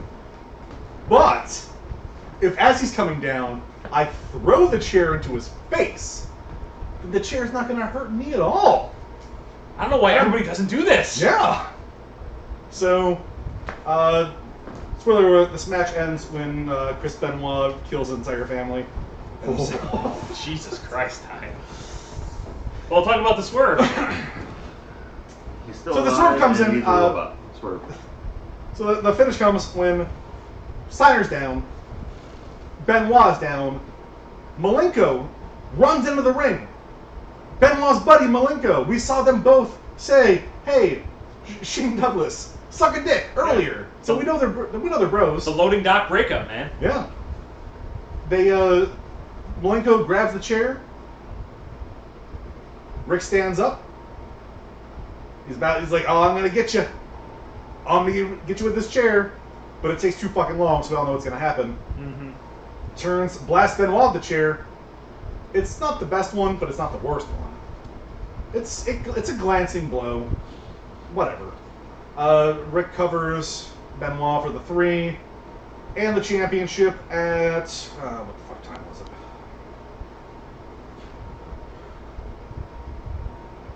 About 12:50. 13 minutes for this shit. Yeah, way too long. Way too long. I would have loved another. Like, show me a Luger promo in here. Cut that in half and then have him stumble through a promo about how he's gonna, I don't know, torture rack Bret Hart. I don't care. Ugh. Show me more like Sid going apeshit in the back. That was fun. Let me see Yeah. that, you know? Yeah, more of that. Make that like a 23-minute show. Put a few commercials in there. Yep. I'd watch that. So, that match ends. Thank God. Post-match, Saturn comes out, and the commentary's like, "Oh, Saturn and Malenko, they're about to throw down now. Well, a fight's gonna break out." They hug. Yeah, as if you didn't just watch what just happened, guys. Come on. Yeah. Backstage, fight today is with Bort Hart. He's injured and shouldn't be wrestling, but he's gonna give it all he's got. Like I said, it's better than him like giving his seal of approval. Like, you're Bret Hart's guy. Bret Hart hates you, but you know, for the night you'll be all right. Match 6: Lex Luger taking on Bort Hart. I wonder how when they were in the back and the agent told them who's going over, how pissed off Bort Hart was when he heard what was happening in this match. Yeah, well, not only how he's losing, not only he's losing, but how he's losing. He should be a better wrestler, Yeah. and that wouldn't matter. Stop bitching. Lex's entrance is actually pretty great. If he's not bitching, he's not breathing. Yeah. Oh man, put that on his shirt. It's a narcissist gimmick. That's all it is. You know, Yeah. which is fine. It's great. He comes out He looks good. to the middle of the ring. Everything's dark. Lights on him. He does the stripper pants gimmick. He's like, No. rip. Yeah, He he doesn't. tries. He tries to do this. Yeah. It's so funny because Liz kills it. She walks by, grabs his shirt, rips his shirt off, doesn't miss a beat. Luger's like, yeah, that was dope. This is going well. Yeah. Alright. I'm forgetting all about that guitar shot That was earlier. Luger time. Like, I bumped into that security guard, it shook me, but I'm okay. I fucked up that guitar part, it shook me, but you know what, I got it back. I beat the shit out of that turnbuckle. I'm gonna tear these pants off so goddamn good. Oh, just you wait, girl. Oh, Liz, are you watching? Oh, Liz, here it comes. I'm watching. Oh, Liz, here it comes. Get ready. Oh, fuck. Oh, shit. Ow. Oh, my. Oh, jeez. Instant wedgie. My pants stuck. Oh, my pant leg is stuck. Oh my god. Oh my god, this is so embarrassing. Oh shit, no, Liz is never gonna fuck me. Nobody's. What's that security guard thinking? Oh, God. Maybe the guitar didn't even break. So, Lex, what you're telling me is stripper clothes can be used just like regular clothes? Or in Lex Luger's Lex case, Luger's like, only regular no, yeah. clothes because he can't get them off. My God, he camel toes himself so hard. That's called moose knuckle. Yeah. Moose knuckle. Yeah, he does. So after Lex's way to the ring, Brett boards his way to the ring. Yeah, he's supposed to be like hurt. He's supposed to have his leg hurt going into this match. I think Luger did it to him. I don't know. No, it was they play a clip where like he interfered with a Bret Hart Sting match, and there's a bat involved, and then Sting attacked Bret's leg with the bat. Oh yeah, that's right. Whatever. It doesn't matter. Yeah. So they get in the ring, match starts. Lex is almost immediately blown up. Like, not even fun. Like, they start brawling. Off, man. That's a hard work. They start brawling.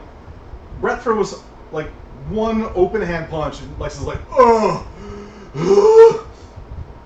And then he literally spends the rest of the match laying down and politely asking that Brett stop hitting him. Please stop! Please stop! It's a hard no, this is a shoot, man.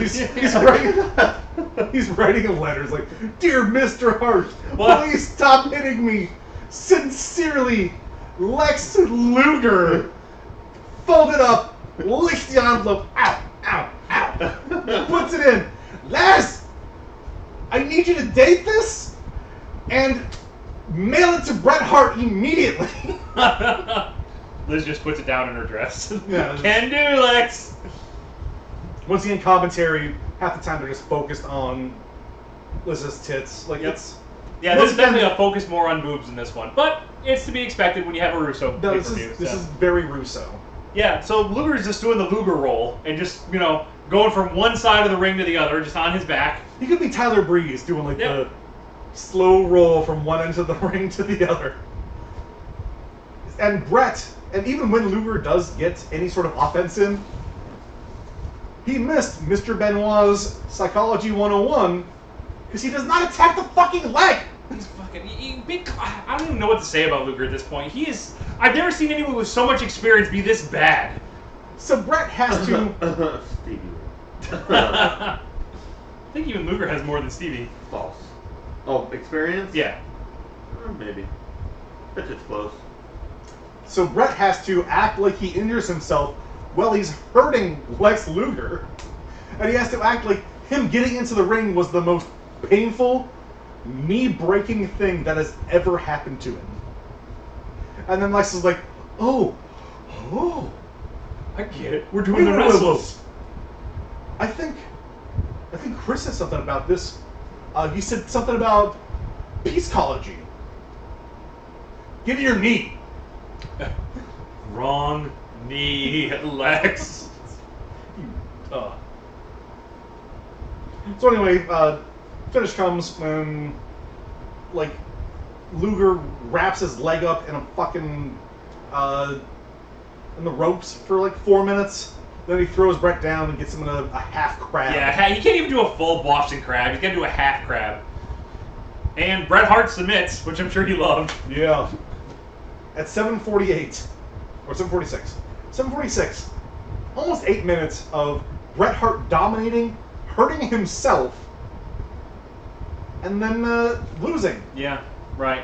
I mean, I guess in logically this makes sense. Like, if Bret Hart really came in there with a bad leg and he just planted wrong, Luger could have taken advantage of that. But that also would mean that Luger would have to be aware of seeing that leg was hurt, which he didn't throughout the entire match. So it didn't really work. But take advantage of that. Do it. Right. Now would be a good time to just send Bret away, by the way. I don't know I can't remember if they do that, but this is a good spot where you just move him away, give him some time away, bring him back as like maybe a new character or a new attitude or whatever you do. Just don't. Everybody forget about Bret Hart for a little while. Yeah, right. Let him come back to a big pop. whatever you do, don't let him reform the NWO. That'd be a horrible idea. Moving backstage with Goldberg. He is getting interviewed with Mike Tenay, right next to Sid's blood, and he is going to decapitate Sid Vicious tonight. They're doing a good job hyping this this matchup. They're doing a really good job with that. He's already got blood in his hair. Yeah.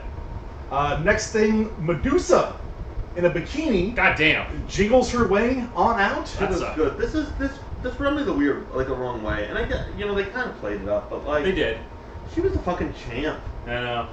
But I think that was the point, though. Like, right? No, that's the vibe I got. Like, she didn't want to do this. No, Sure. that's the point, and I'll bring this up as we close out this show because All right. like I said, I have a lot of things to bring up. Should I be working on a personal outro since you fucking blindsided me with an intro? Yeah, go for it. All right. Got it. Get ready. Yeah. She comes out looking to in her bikini with her the biggest fake boobs you could Goddamn. Maybe. ever. They're a Sable level. I mean, those things are real fake. And in the bikini, bouncing all the way up and down, and she's got what is she bringing down to the ring? She's bringing down the WCW cologne. Oh, if only we could get a bottle. Oh, I'm looking at if only. Couldn't we get a bottle? Maybe Oh, I didn't even think about. Oh, let's It do must exist. Look it up. All right. She grabs the mic. The entire time she's going out there with the model, she's like showing it off. She's like, ooh, Yep. look, ah. Bobby's like, oh, this stuff stinks. It smells like liquid kitty litter. It smells like a men's room at the Newark airport. I've been to a bathroom in the Newark airport. He's not that far off. It's with the fact that Bobby is just shitting on this cologne, and Tony's like, oh, hey, whoa, no, this is an actual product. I know, You're like, trying to shill. I get it's weird. Like the story of this segment is completely different from like actually making money. Like people can buy this, and all you're doing is the only voice they can hear is Tony, who's very meek and like half-ass defending it, and then Bobby, who's like, this is garbage. Don't ever use this. It'll give you cancer. Like it's god awful. Hey, Ashton Kutcher, it's me, Hilton McGuire. Yeah. Hey, don't, maybe we shouldn't be dripping our... Perm, bitch. Oh my god! Spin-off. Cologne. Would you like to try this new cologne? It's called Blood by Ashton Kutcher. And just, you spray him and it's just his blood face. I gotcha! You've been I'm sorry. cologne. I'm He's sorry. got cologne. I gotcha, Tom McGuire. I don't care about your open wounds. I was in 3 Spider-Mans. No, that's Spider-Man. No, not that one either. I was in, like, one of the 2 decent Spider-Man movies. How did you name Andrew Garfield before me? That's weird. So Medusa gets, like, she makes her way to commentary, gets on the mic, and she's like, hey, I'm here shilling this cologne. Check out the sleek bottle. It's got a sleek body just like mine. It's got 2 big, round eyes.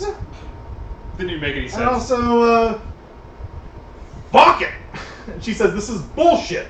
Yeah. She says bullshit, which, by the way, the network did not bleep out. Weird. And she dumps it all over Bobby, which I think may have been a really funny, like... Whoa. Oh man. A signed Cyclope card. What's the cost on it? $32. Oh, I think I have $32. I think Cyclope is selling it. We can get his return address. NCAA football fan. Sounds like Cyclope to me. Or Malenko. National Cyclope Association Alliance? Of America. Oh yeah, America Alliance. NCAA. Yeah, and then she just kind of like, she basically voices how it's ridiculous that the new Northern writers are making her walk in bikinis and sell this bullshit. And then she just kind of jiggles her way out.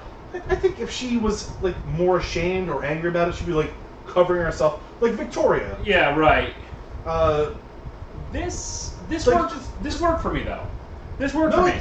I'd say half of it's fun. Right, I like the idea that they're playing off on the fact that Russo and Ferrara have a have a reputation. A hatred of women. A reputation of like trotting Sable and before that Sunny and all the women out and just basically having to be bimbos who dance around. Like I like that they're playing up to that, and it's a good self-aware moment from Vince Russo. And Medusa's like, I'm a champion. I don't need to be doing this shit. You know, I thought that was good, and thank God Bobby can be Bobby, at least for one moment. He used to do this shit all the time when he was on, the prime time. He was so good with him and Gorilla Monsoon always doing these little skits. It's nice that he finally had to do something. I was fine with this. I think this is a fun little bit. Thoroughly sports entertained. Yes. Moving on to match number 7, the WCW World Title. Weird place for match number 7. Actually, before we get into that, we're going to do a quick little ad break, because we should probably do that. Because we have ad breaks to do. Gotta pay them bills. Pay them bills. So tonight's ad break is brought to you by Squarespace. Squarespace.com. Squarespace isn't fucking doing this. Yeah. Nah. Why would no. they? I mean, it's like literally free. It's pretty reasonable that we would be showing Squarespace. I want to point out that Greg is also about to put a bid on something, it looks like, on his phone. Is it the Cyclopay card, or is it something else? It's something else. Is it one of Medusa's breast implants? It's her left tit. Who is selling their tits? No, somebody was selling their I think it might have been Sonny, actually. Somebody was selling their, like, implants that they got removed. Yeah. It's Sonny. I have no proof of that. That sounds like a Sonny thing. So tonight's show is brought to you by 1990s sexism. Ooh. It's, it was a lot of fun while it lasted, but it's over now, and I think we can all breathe a sigh of relief about it. Yeah, there's a lot of cringe-worthy stuff when you look back on some Russo stuff. Although, we say that, he was in TNA like 4 years ago and still doing the same stuff. Do you remember The Beautiful People? Remember that? You know what, I think it's fine when, like, hot people want to be hot people and flaunt their hotness. Like me. When, if Velvet Sky wants to come out and her entire gimmick is that, she shows her hole to the camera as she gets in the ring. It goes right here. I think that's fine. Go for it. If that's what you use, you do you. When you have Ric Flair in one pay-per-view assaulting multiple women without their consent, I will say assaulting with air quotes, because it is a little bit iffy almost, because they always seem to like it. But I think that's a problem. Yeah, that itself. You're right. It's like that's how it's written, so it's okay. No, it's not. No normal woman would ever do that. Yeah. I love it when a 6-year-old man jumps me and kisses me. Yeah. It's like when a few years ago when to have Charlotte win the title, he like mouthed Becky Lynch. Yeah, right. It's like if Becky Lynch would have been like, ooh, would that have been okay? I don't know, man. Not at this point. That's old. That type of stuff though. That's like classic 1980s wrestling. It really is.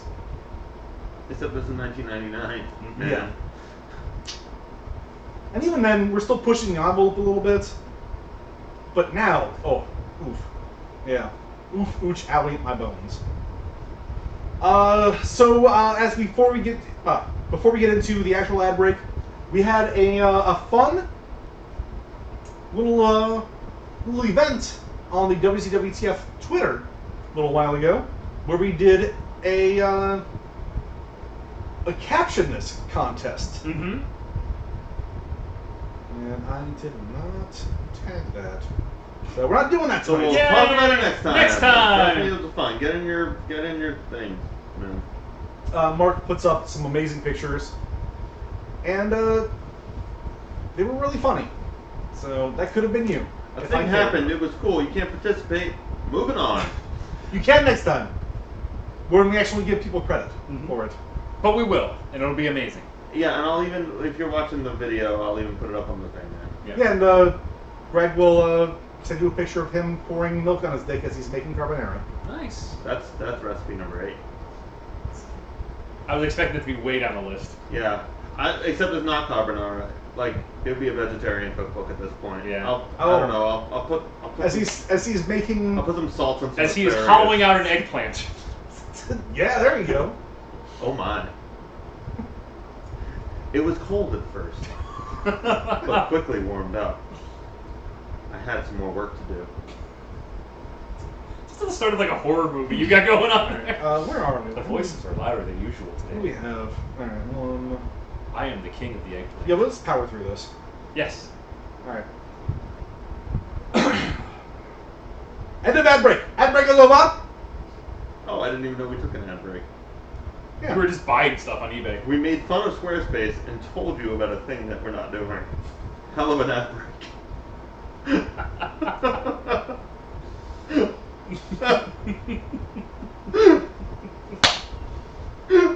How many did he actually ad break? No, the ad was because The the ad 90 was, sexism. the ad was brought to you by 1990 sexism. Yeah. Oh, I thought we were, oh, okay. That was the joke. I was buying a cool thing. I wasn't paying attention. Here's what's gonna happen. Greg's gonna tell us what he bought, and next time we meet up, we're all gonna have like 6 bottles of WCW perfume. I wish. I couldn't find the perfume, but I bought something very cool. Well, I made an offer on something very cool. In the comments, I wrote, "Please, I need this." It's good to show desperation when you're bidding on stuff on eBay. If I was selling garbage, and somebody begged me for it, I would take them up on that. Yeah, I'd be like, probably, "Alright, fine, right. it's garbage, man." Who else is gonna buy it? Literally no one. You guys just riff off each other for a minute. Unless you want to take a drink break or a bathroom break. It's up to you. I just need like a $5. I need a pizza. Pizza. I've had like 500 calories today. I think it's fine. Jesus Christ, dude. Maybe a little more than 500. What did you eat today? Some spinach with some salt on it. Okay, that's like less than 100. 2 boiled eggs. You're up to like 200. And a small thing of yogurt. I'm pretty sure everything you eat you've already burned as you were Yeah. eating them. So, God damn. yeah, get yourself like a large I'm at bacon. 703 calories today. Well, you need to get something. I'm fading fast. What's your count? What's your limit? 1950. Okay. So your limit's like pretty normal. Well, not normal, but like a normal for losing weight. Then. 1953 low. So my macro is 2150. Yeah. To lose 2 pounds a week, I need 1950. I'm going to Nashville in 3 weeks. I really want to hit my goal by then. You probably will by that point. Yeah. I hope so. I think so.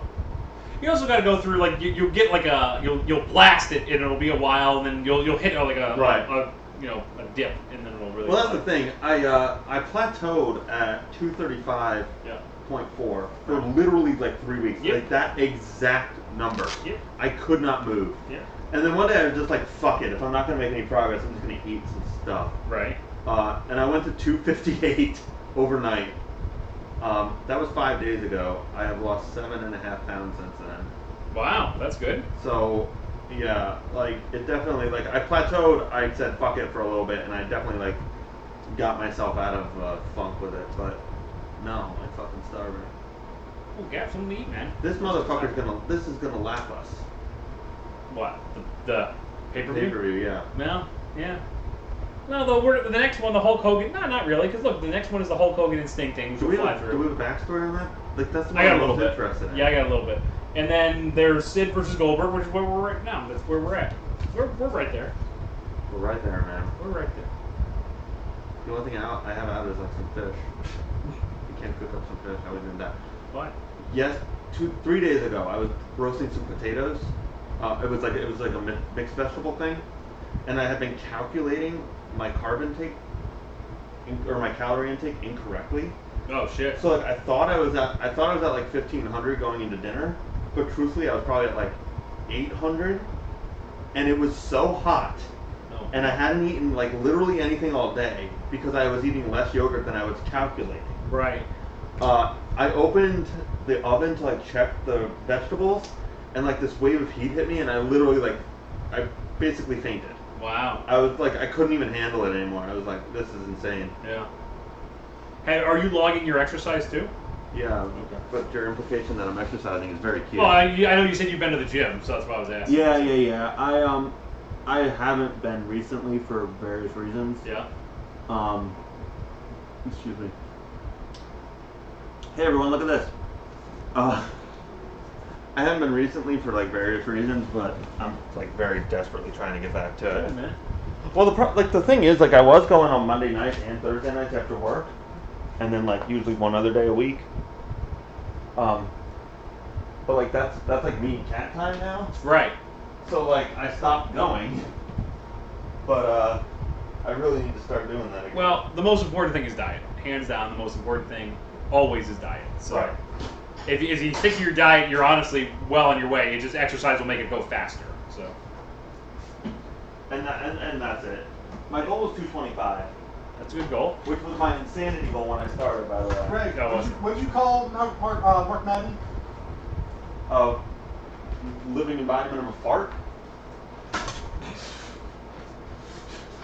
How's Kat doing? Cat? Yeah. Fucking awesome. Good. Well, pretty awesome, I guess. She's like, we had like this. She was, before we met, she was like literally selling all her shit and moving to Europe. Okay. Wow. And then we met, and she was like, well, maybe I won't do that. Cool. But like she kind of still wants to do that. Mm-hmm. So she got into this program, and it's actually kind of cool, where like, once you get accepted, you're in. And the idea is that it's a group of like-minded people who travel around different places, and they all work from home. Because like she does. So like, Oh, so much nicer here out there. yeah. So like, but they go for like a month or 2 months at a time and stuff. So like, she's kind of wrestling with whether she wants to do that or not. It's like a super cool opportunity, but it's also like a really extreme thing, you know? Yeah. I went out for a dart. I'm just shit posting on Twitter the entire time. Sorry. So when the Canvas loads and he signs behind the announce table, we probably don't want to show each time we cut Tony and Mark. Yeah. Which I love that tweet. Yeah, that's a good. I was really proud of that one today. Someone tweeted is that Ralphus next to Tony? He said, "You wish it was the living embodiment of a fart." Oh man. Lance Storm tweeted, "It's he? You tweeted at us? Oh shit! What? Lance Storm retweeted us." Or what? I didn't tag him for anything. No, he tweeted about Kane and Daniel Bryan. Oh, right. Said, shouldn't it be Team Hell Yes now? And I tweeted back, oh shit. I don't know about you, but I'm not going to tell Kane how to name our team. I'll just say yes, sir. No, he doesn't set me on fire. Be a good gimmick. Yeah. Good.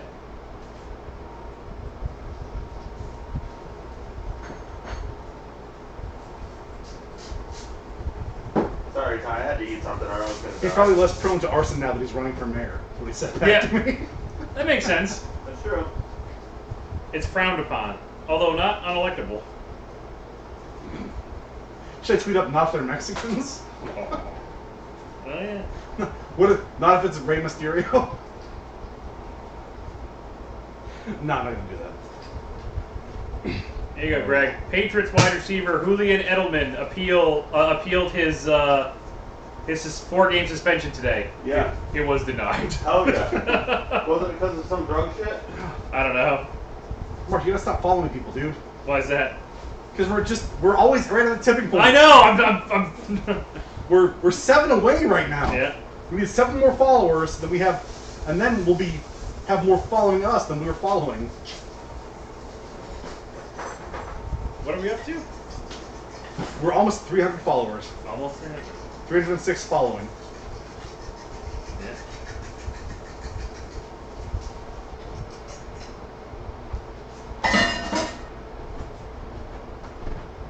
I had somebody, I was looking through some of this stuff back, and somebody had discovered the hashtag, like, Lex Luger, man of 1,000 things. Yeah. It was just, like, losing their shit. I was, like, going through all the old Who was ones. Kazuya? No idea. He just tweeted a picture of Peter Jensen's tits. Oh, sure did. Are we following that person? Yup. Sounds like my type of person. Well, I'm not unfollowing him. So. Kane, you tried to abduct my wife. Kane. Yeah, I tried.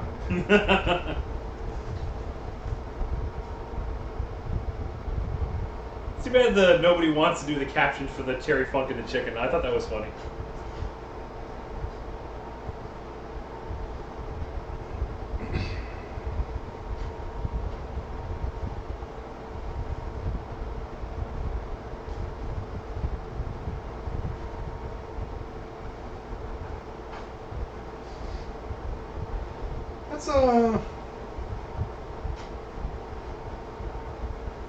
That's a difficult one to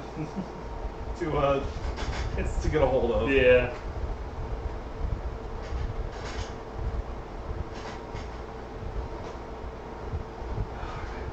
I think Tony Schiavone's 24. Yeah, I know, right? Were there 24 other Tony Schiavone's? Like Tony Schiavone? Tony Schiavone 1? Tony Schiavone 2? Tony Schiavone 3? I feel like it's got to be a baseball thing. I'm sure it is. Or like his kid or something. Maybe he's a big Jeff Gordon fan. Who isn't?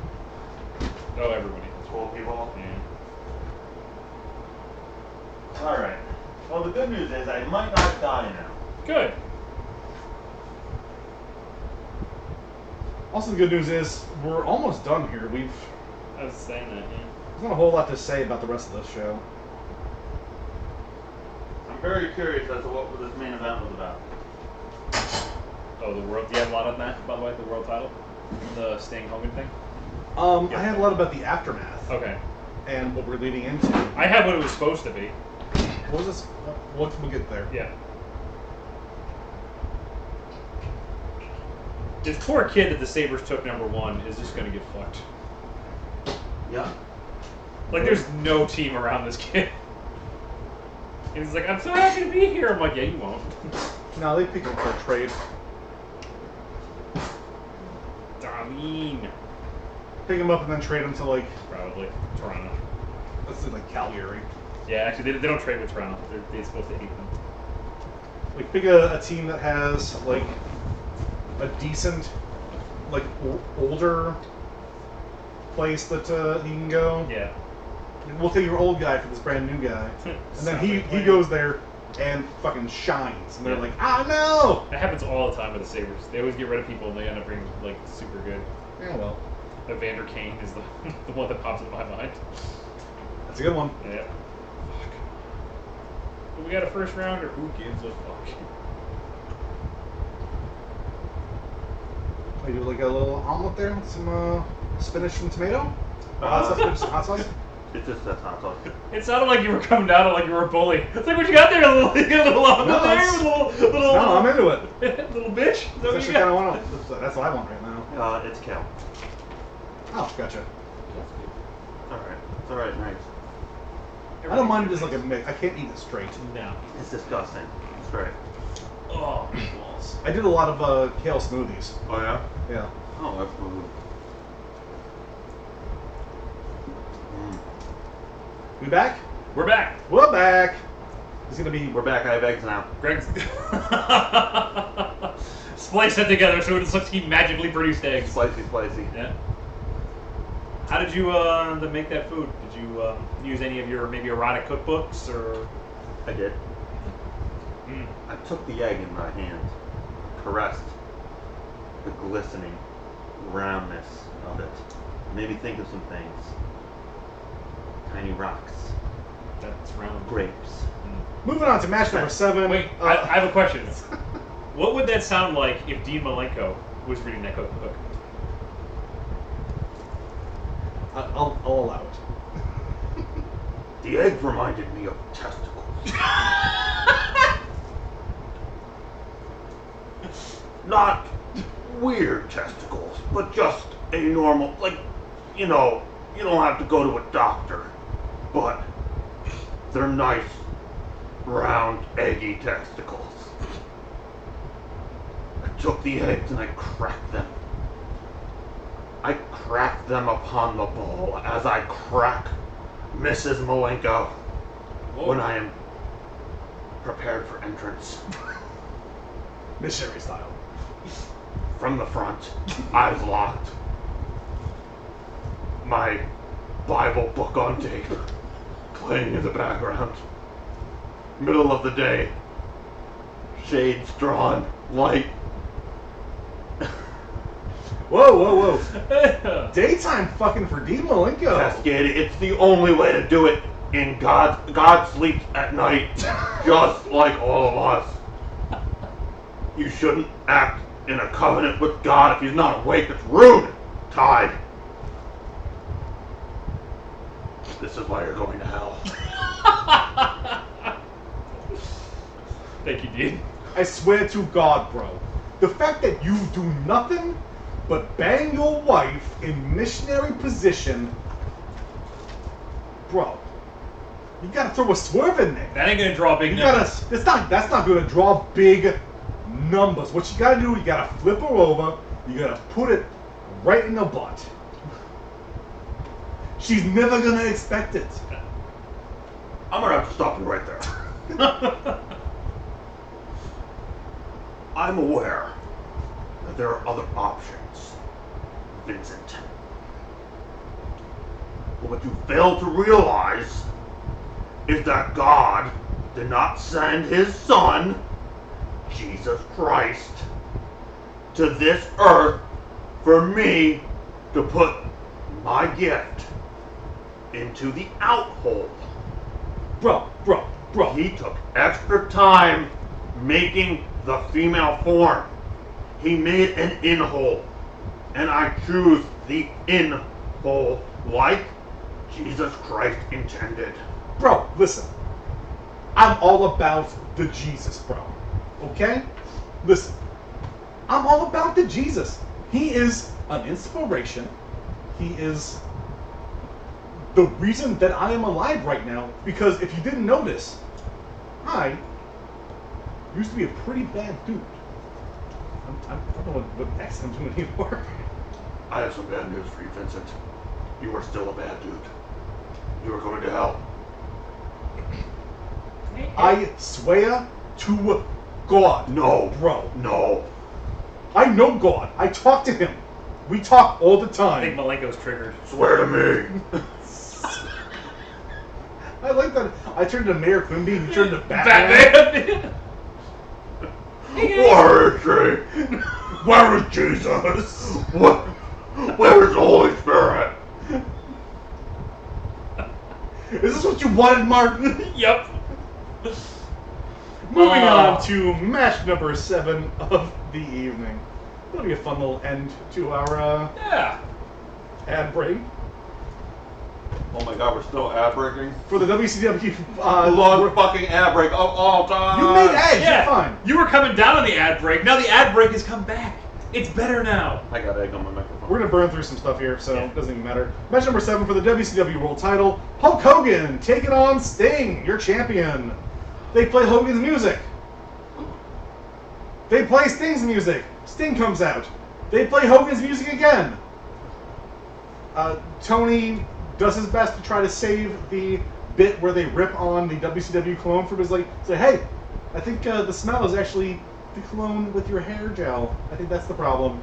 And then Hogan shows up wearing a more casual outfit than Brad Armstrong had on earlier, somehow. I really need you to explain what's going on here, and then I have comments. Okay. But I want to know what's going on before I comment. We'll go through the match, and then I'll tell you what was the original idea, and I don't know if you have anything, Ty. Well, here's what I think. Here's what I think is going on. My mic wasn't on. Here's what I think is going on, Greg.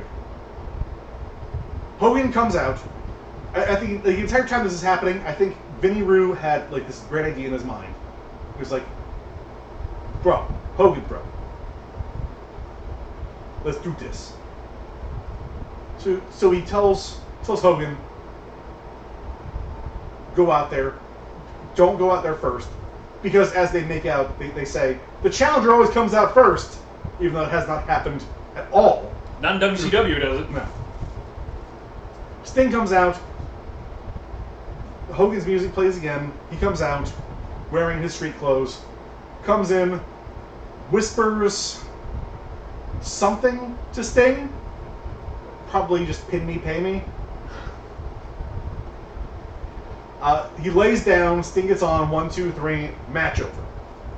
What I think happened was something I'll go into much later after everything's done. In the back, the new Northern writers told him, go out there, you're going to take the pin. You're going to lose to Sting tonight. And Hogan's like, listen, brother, no, I'm Hulk Hogan. I don't lose, brother. I have a guaranteed contract, brother. They're like, I don't give a shit, bro. I'm gonna swerve everybody. And that's actually what they're trying to do. They're trying to swerve everybody. This was supposed to be an actual match. But Vince Russo was like, yo, go out there, lay down for Sting.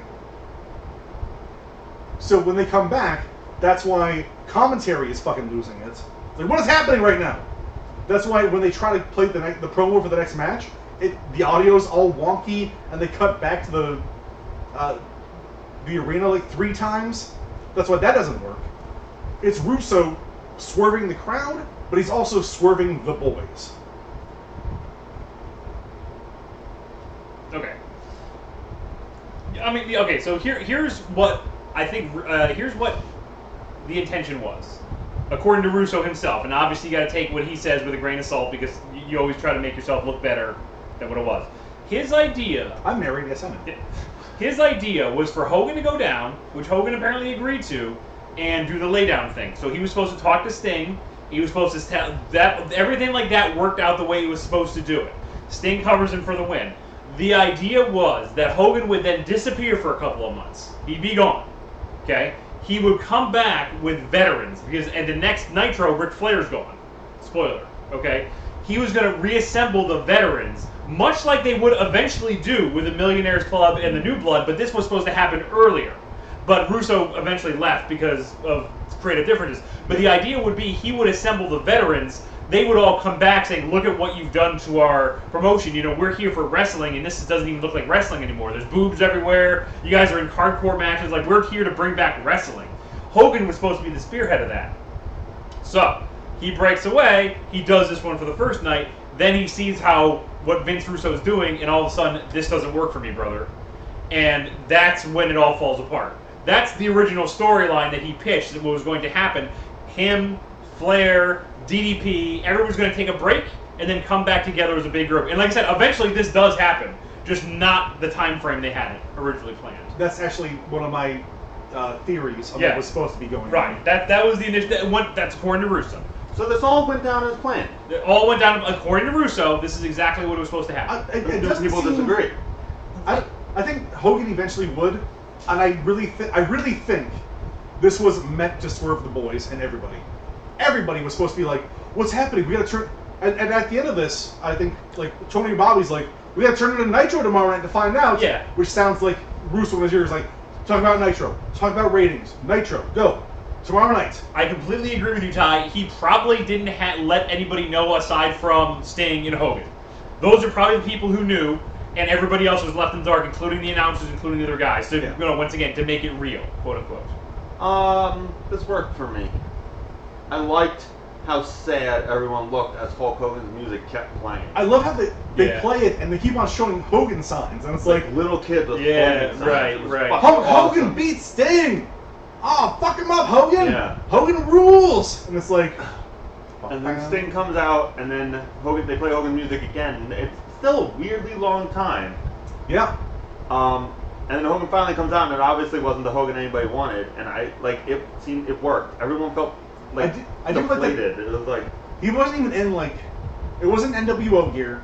It wasn't his like obvious Hulkamania gear. He just comes out in whatever. I guess Horace Hogan had left over. True. Yeah. It's all ho-ho gear. There's just like, Pitney brother, we'll talk about this afterwards. Yeah, I mean, and that's, I think, what it was supposed to be. Is like, at least in storyline, Hogan was just fed up with the writers. And that's what they were trying to push. Like, he just couldn't deal with this, so he was just like, get me out of here. That's so weird. That's such a weird fucking line to walk. It's like, we're going to talk about it what again. You're saying, it's all meta, man. I want to get into this after we're entire, but don't, because we have a whole thing to get through before we can even touch on all that. That's even beyond meta. I did like, though, you brought it up, that quick cut to a video package where it almost looked like they were panicking. Yeah. You know, and that was cool. Like, probably the director knew, which is why he was able to cut like that, and the audio was screwed up. Like, that's pretty... If you're going to stick with that storyline, that's some smart stuff if that's planned, you know? It's a solid minute of television chaos. Right. What's his name? Bruce Buffer or whoever... their mic never comes on fully again. Yeah. And, like, the cut between, like... It's chaos. And the announcers are confused, the fans are booing, because they're like, what the... You know? So... As we go on to match number 8 for the U.S. title, a still very bloody Sid Vicious taking on Goldberg. Yeah, he comes down covered in blood. Oh, he looks sticky. Yeah, very sticky, but he man. looks awesome. Yeah, he does. He looks really good. He got perm. Ashton pops out of the crowd. I'm 6. I've been 6 the entire time. You just got 6. My beat hole. 6. As Goldberg makes his way to the ring, when Sid's already in there, he gets his entire entrance. Mm-hmm. It takes a minute for him to get out because for some reason he doesn't hear his music, and then he botches the door. It's like he swings it too fast. Like bam, bam. No, hold on. Gotta open it again. There we go. He Luger pants that door. That's a thing now. Yeah. Yay! This is the way out. It's the regular Goldberg entrance, except after he gets his pyro and he's like raw. You see someone sneaking down the ramp. Ooh, it's a Scott Hall, and he's like, "Ooh, come on!" Oh, that's right. I forgot about this. Oh yeah.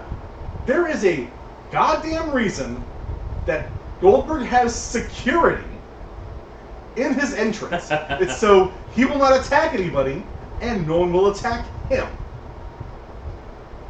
Fucking uncle, the prime uncle, is leading this entire cop parade. A WCW official.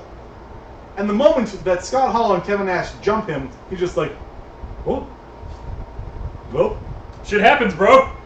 I guess we fucked this one up, huh? Yep. I was a terrible hire. Wow. Yeah. My buff you degree was totally wasted, it turns out. Should we help him out now? I mean, he's still getting attacked right there. You know. Guys, let's just go. I mean, it's already happened. Shit, boys will be boys. Yeah. He probably this is a stole their lunch liability. money. Yeah. This is a liability. Yeah. Let's just get away, guys. Ugh. So Ew, blood. Ugh. So they beat up Goldberg for a minute.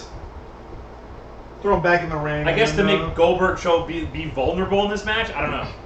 I don't get why the outsiders jumped him there. it makes sense a little bit if they bust him open. So it's like Right. Yeah. blood versus blood. If you've got Goldberg who's bloody and like he's Stone Cold at this point. Stone Cold versus Bret Hart. Mm-hmm. That's how you do this match. But instead, it's just a bloody Sid Vicious versus a Goldberg who got punched a couple times. Yeah. Right. Just Pass. Although I won't say pass because I actually really enjoyed this. I match. really enjoyed it too. I thought it was great. Yeah, it was a good match. Yeah. They start with a brawl at the outside. Sid gets busted open real hard. But that's good. That's exactly like Goldberg, who's shown up as like this psycho who's after Sid this entire time. He's like Sid's been dodging him. Now he's got him right there. He just goes right for that wound, and that's exactly what you would do. And honestly, like in a more meta way, it makes Goldberg look bulletproof. Like he's unbreakable. Yeah. And Sid Vicious is a split. Doing movies now. I see. Doing M. Night Shyamalan Charles movies. Robinson is Mr. Glass. Yeah, he is. Now I'm sad. So they brawl to the outside. Sid gets split open again, and he spends the rest of the match just gushing blood. He dominates a big part of this. Mm-hmm. And there's a moment when I never really understood the Sid Vicious love. I think he's fine. He's got a good look. He's awesome. But there's a moment when he's got Goldberg in the camel clutch or something like that. Oh yeah, right. And blood is gushing down his face. He's got the crimsonest of masks.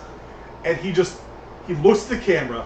His eyes are fucking saucered. He's like, "Roar!" I was like, I get it. Yeah. This guy is fucking dope. It got me. There was one part where Goldberg was laying into him in the corner, and he's just throwing elbows, and Sid is bleeding all over the place. He backs up, and Sid starts laughing, and then takes a step. It's like fucking, it's awesome. It's like a movie monster. This is watching a Godzilla movie. This is two kaijus going at it. Yeah, I like the story they were telling here too, where it's almost like a little bit of a reverse turn, or kind of thing, because like Sid came into this as the heel, but he keeps coming. He is fighting, even though like Goldberg got him, he is coming over. He's right after him. He's right in his face. He's still fighting. It's kind of like, okay, respect for Sid for doing this. He talked a big game, but he's backing it up. I think Sid, like, in the last month, like something snapped in his mind. He was like, oh, this is what Benoit was trying to teach me with that chalkboard. Ring psychology. It's like getting in the mind of a wrestler and understanding what pain is. Oh! I thought he wanted me to understand the fabric, intensity and dexterity of the ring. I didn't get it at all. At one point, Tony says, "This is the darndest." No, I'm sorry. This is the damnedest I've ever seen. Which you can tell is just like Russo in his ear, like, swear! You say the swear, bro. Swear! Say cunt! Swear! Swear! This is the cuntiest thing I've ever seen. Why'd you say that, bro? Anything before you to the finish on this one, guys? No, I like to finish it. Yeah. Sid is, like, the dude has lost the most blood. Mm-hmm. He has less blood than he is arms at this point. Dude, it's like Austin Bret Hart levels of losing blood. He really cuts it deep. So, like, Goldberg just gets in the corner, pow, pow, pow. Ref's like, yo, you good? And Sid's like, fight. And then they keep on fighting, and then it's like the same thing. It's like, are you done, dude? And eventually Sid just cannot respond because he's lost so much blood. And then he's like, whoa, fucking stop. We're done. Match over. Goldberg wins. He's your new U.S. champion. Save this man. Yeah.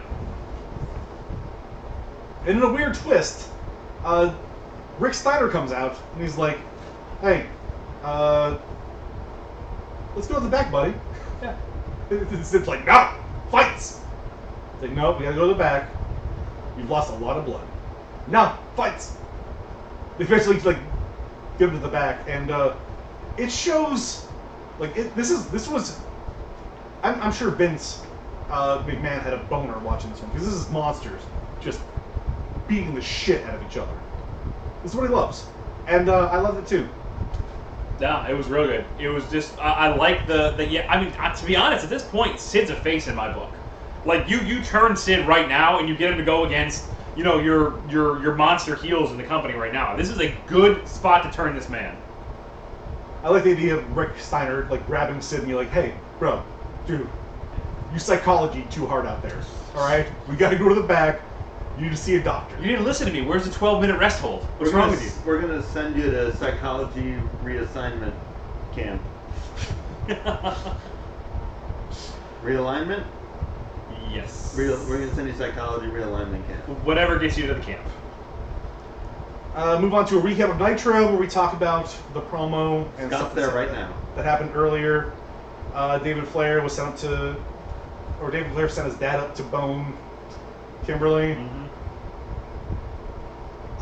Then we go to Sting hitting the ring and being like, hey, I wanted to fight tonight. Anybody wants to fight me? Sting the heel. We're going to fight. Face right. thing of all Why? time. I mean, this isn't even Shades of Grey. This is just Sting being stupid. Right. Hey, idiot. Yeah. Don't do that. I was in a match. I'm contractually not obligated to do this, but come at me, bro. Yeah, I already won. Yeah. Let's fight. I'm a heel. Yeah. Possibly not for my championship, but maybe. I don't know. Yeah, I'm not going to specify that. Well, we'll see how I feel. Moving on to match number 9, the strap match, DDP versus Ric Flair. I'm going to keep this one short. This is, as we always say, just nothing but greatest hits. Walk and brawl and greatest hits. So, Macho and DDP had all those walk and brawls, and we kind of attributed it to Macho. I think it might be a DDP thing. I don't know if we've ever had a DDP match that didn't have a walk and brawl in it. Yeah. That didn't involve. Maybe he learned it from Macho, but you're right. He uses the walk and brawl. I learned it way from too watching much. you. So, walk and brawl, we got it. Bloody Flair, we got it. Run-ins, we got them. Screwy finishers, we got them. Flare kissing women, we got that. All the hits, all the classics. Crime, penetration, crime, penetration, crime, penetration. Back and to the left. Until the match just sort of ends. But here's the thing. We show it. We unfortunately show it all.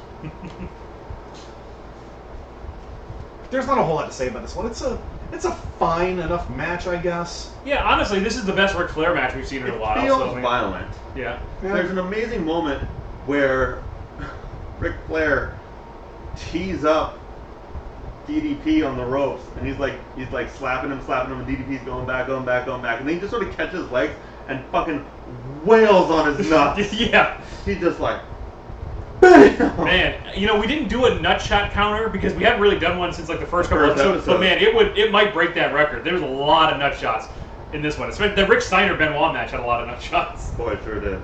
That's because that's all Rick Steiner knows how to do now. No selling nut shot. In rest holds. And an end. It's just if you want a perfectly passable match between these two guys with a little bit of emotion set in. Yeah. I like the fact that Ric Flair is, I don't like it, but Ric Flair is still messing with Kimberly. Yeah. And DDP blasts him out of nowhere for it. Honestly, they're playing the storyline fine. The match is okay. It's fine. Anything before the finish? I just feel like DDP's in the right here. Like the man, sexually assaulted, or your wife. Yeah, you should kick his ass. I'm a little disappointed there wasn't more jerking off. Yeah. I was promised something. He was really adamant about it They too. did not deliver. You got the blue balls because you didn't get the jacking off. He talked like 12 minutes about jerking it, and then he didn't jerk it once. We saw the whipping. We saw the slapping. Right, all those things. We saw the were rubbing. okay. Very little jacking. No jacking in this one. Very few jacking. And all I'm saying is, it's Chekhov jack off. Yeah. If you bring up jacking off in the first act, right, you have to pay off in the third act. You just assume it's coming. Right. Finish comes when DDP hits Flair with a crazy diamond cutter where he wraps the strap around his neck. That was cool. And diamond cutters with him. Ric Flair takes it like a champ, as Ric Flair does. Yeah. And oh boy, he pins him. Robinson, 1, 2, doesn't count to 3, but DDP I think is supposed to shoot him a look. Yeah. And then he's like, okay, that's 3. He's gonna murder me. I like that because once again we're playing on the fact that Charles Robinson is little Nate and he Right. tries to protect Ric Flair when he can. But also he doesn't want to get his ass diamond cut. Right. Yep. To me that all made sense. I was totally fine with that. It wasn't done well, but it made sense. So DDP gets up and diamond cutters him. Mm-hmm. David Flair comes out and with the crowbar tries to protect his father. Crowbar. That's a good name for something. Anyway, we'll get to it. Kimberly low blows him, throws the crowbar into DDP. DDP wails on Ric Flair's nuts for a minute. Yeah, I feel like they could have played that out a little bit more. It could have been like leading up to it. He just suddenly gets the ideas. Hits him over hits him a bunch of times and then says all right, this is what you use. I'm gonna take you out with it, and then one hard shot to the nuts. Yeah. That could have been more powerful. Ruthlessly jerking him off. Right. That was a chance, man. 1, 2, 3, 4, 5, 6, 7, 8, 9, 10, 11, 12, 13, 14. 14 jerk-offs. 14 crowbar jerks. Now we're even. Your move. David Flair jumps or gets thrown into the ring. He eats 2 diamond cutters. Yeah. And Kimberly and DDP just bounce. This is the beginning of crazy David Flair, though. This is a good David Flair. This is where he actually starts getting entertaining. Interesting. Yeah, I like crazy David Flair. He looked like he was legit grinding. Post-match, as we move on post-match, ambulance comes out. Stretcher We get job. the stretcher job. It takes so fucking long. They all do. They all do. They own voice this one. They buff it. Yeah. They buff voice it. It's you see Robinson and David Flair not David selling. Flair's really crying. He's They're a fucking method actor. Robinson crying too. Yeah, they're both Yeah. they've both got their arms over each other. It's he's gonna be okay. Everything's He gonna didn't be even fine. receive that bad of an ass whooping. Yeah. That's neck choke diamond cutter. Looked pretty brutal. I guess. We're gonna see a lot of the Flair family pretty soon, and I think it's gonna be weird when we actually see like Charlotte Flair as like a 15-year-old. Yeah. Boy, she's like naked in that new ESPN nude. Yeah, right. The body whatever. issue. Yeah. She has quite possibly the least attractive body of all time. So they do the stretcher job. It takes them 18 minutes to bring Rick out. And then, as everybody's like solemn, everybody's on their feet, like hush, like, oh my god, is this real? Is this really happening? The fucking filthy animals, Conan in a goddamn sling, his arm in a sling, and one of the best outfits of all time. I know, right? He's got a hat my dad is wearing at this point. And he's just like, they're all throwing punches at him. They throw him into an ambulance and they steal Ric Flair. It's amazing. Yeah. Now, would you? I kind of hinted at it earlier. Would you like to hear what happens to Ric Flair? Yes, please. Next Nitro, they show footage with the Kid Cam, tying it back. See, now we have footage of what happened to him. Yeah. Kid Cam, they drive him out to the middle of the Las Vegas desert Bury him? Literally bury him. Oh, TNA does this a few times. Yeah, they dig a hole. With Samojo. Yep, they basically throw dirt on him and they drive away. Amazing. And then they jerk him off 14 times. We're gonna get you, Vato. Hold on. Just Odole.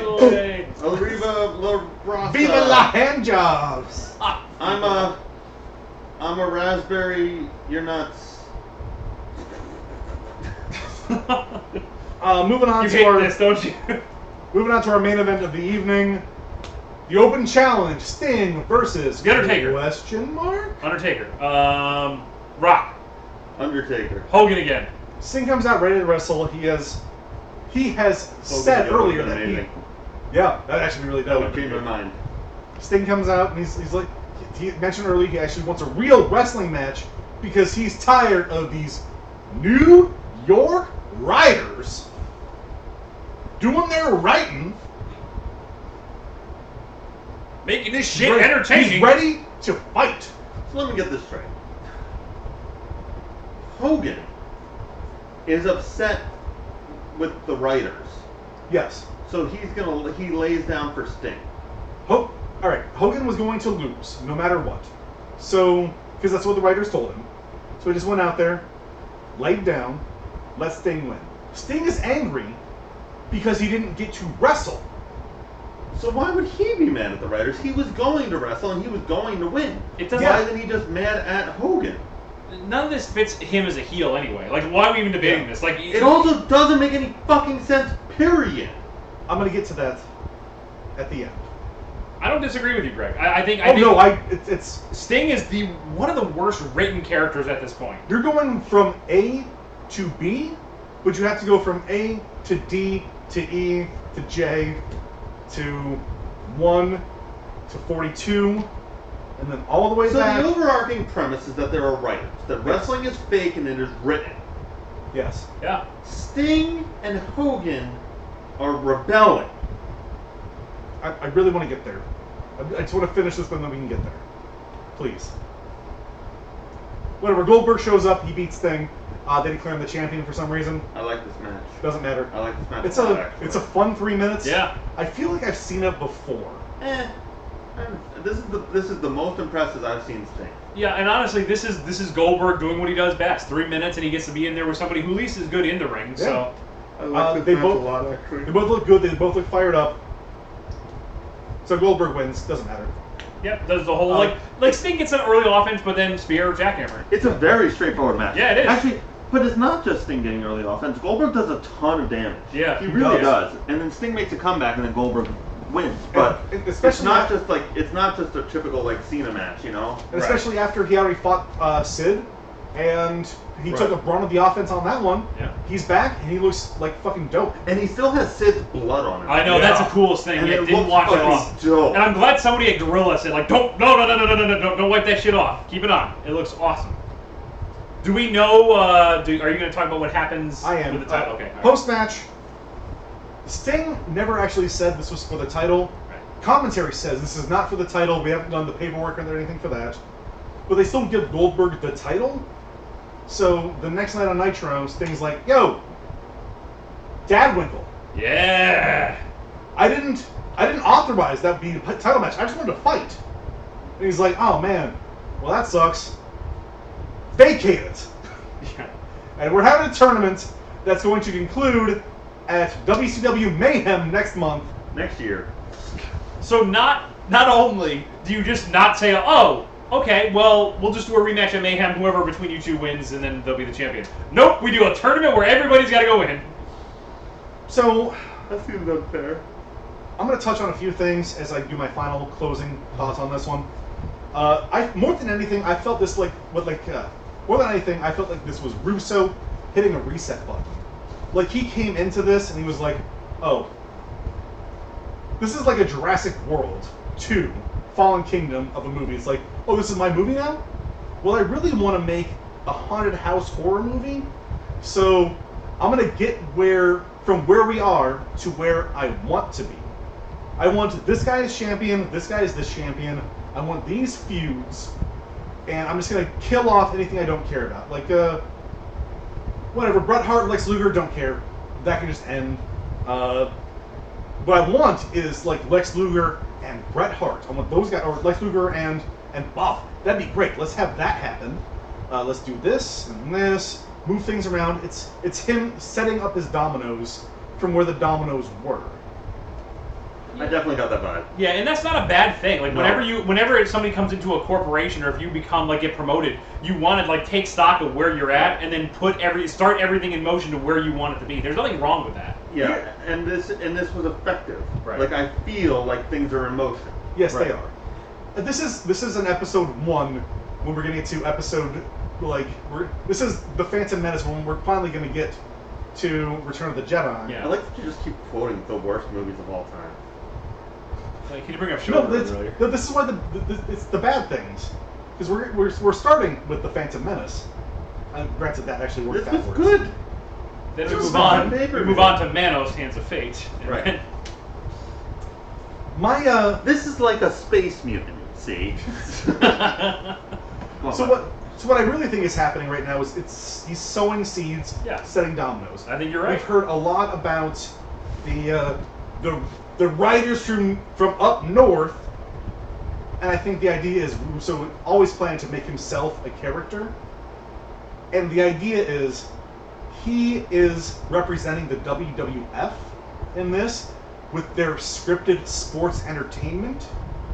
So they're bringing in writers to make these guys do things that they don't want to do for ratings. But the wrestlers from WCW don't want that. They want to wrestle. They want to fight. They want to be good old boys. We're fighting. We're doing things old school. But at the same time, it's all written, which is weird. So I think he's bringing back like the wrestling persona of the WCW, but into a newer generation that can maybe kind of appreciate it, but also not. I think it's just very meta and stupid. It's so fucking complicated. It is Yeah. very complicated. It's like you're making fun of the company you work for because they suck. But at the same time, it's like, no. Right. You guys are the goofs now, but give it time, and boom, Like, you're going even to be great. in whenever it happens, when Jarrett lays down for Hogan and sort of replicates Yeah, this. right. and Bash Hogan at the comes, Beach, yeah, 2000. Hogan comes out and cut the promo. It's like, this is why this damn company's in the shitter. Like, maybe don't. Yeah, right. Maybe don't tell everybody who likes your product that it sucks. Yeah, the number one rule of marketing or any sort of advertising is you always try to accentuate your positives and Right. hide your negatives. And by pointing out, it's like, you know what? This place sucks, and you're the reason it sucks. Right. Like, it does suck, and you're calling people who like it idiots for liking it. Right. There's I remember the Seether greatest hits. What? Where are you going with this one? So, the band Seether, one of the worst bands of all time, their greatest hits on the cover is a picture of a dog taking a shit. Maybe don't. Maybe don't let everyone know that what's inside is the rough equivalent of a shitting dog. On one hand, I get that. On the other hand, like Real Big Fish, when they did their greatest hits, or they had to do the greatest hits with Atlantic or whoever owned them at the time, and they put out like the worst cuts of all of their songs just so they can make money off of greatest hits. They were like, "This is the worst fucking album of all time. Listen to our real greatest hits," and that's what WCW should be doing. Right. It's like, fuck the WWF. We're not scripted. I sort of like it makes his logic seems clear to me. Like I understand what he's doing. Right. But the ends are bad. You're making fun of your old company. You're also trying to bring up what hasn't worked, which is why this company is failing. But you're also not? Okay, here's what it is. Think about, this is going to be a real weird deep cut as I talk about weird movies. Think about Happy Gilmore. Uh-huh. WCW is Happy Gilmore. WWF is Shooter McGavin. WWF is winning all the time. They're a consistent player. WCW is Happy Gilmore. He has some long shots, but he sucks at a couple things. He's trying to make the entire company the underdog and make himself the heel. Shooter McGavin. He's trying to be. He is the shooter, and like it's like if in that movie they brought in Shooter McGavin to try to teach Happy Gilmore how to play golf, but the entire time he's like, "You're fucking suck, dude. You're terrible. You're never gonna make it." But at the same time, he's like, "Yo, I'm awesome." But he doesn't get the chance. No. This just doesn't work for me. It doesn't. It could work.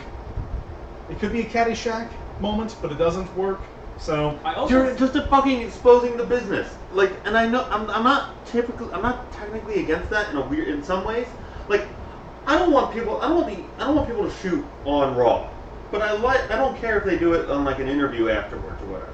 I think you can shoot. But this Shooting's is like fine. this is like Damon Lindelof, like writing himself into Lost, and being like, "You're all characters. Jack, you're dead. Jack, you're dead," and Jack being like, "Well, I don't want to be dead." Jack, your name's Matthew Fox. You're an actor right now. Okay? And I'm Damon Lindelof. Guys. I'm on the island and Lost. Guys, nothing. Check it out. Woo! Nothing in this matters. Look, I have a script for Lost right here. Here's how the show ends. Look, you can push You this train ready? right over. Jon Snow, you're her cousin.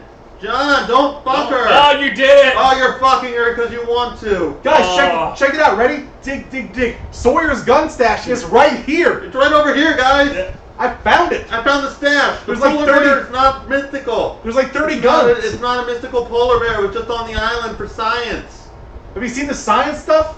It's over on the other. There's two islands. There's One's a actually- secret island. You see this hatch? Oh, it's real easy what's in here, too. Yeah. Don't worry, you'll get down there. There's no secrets in there Yeah, either. it's nothing. You're just Nothing a guy. matters. There's a guy there. Shrek, get out of my swamp. Shrek.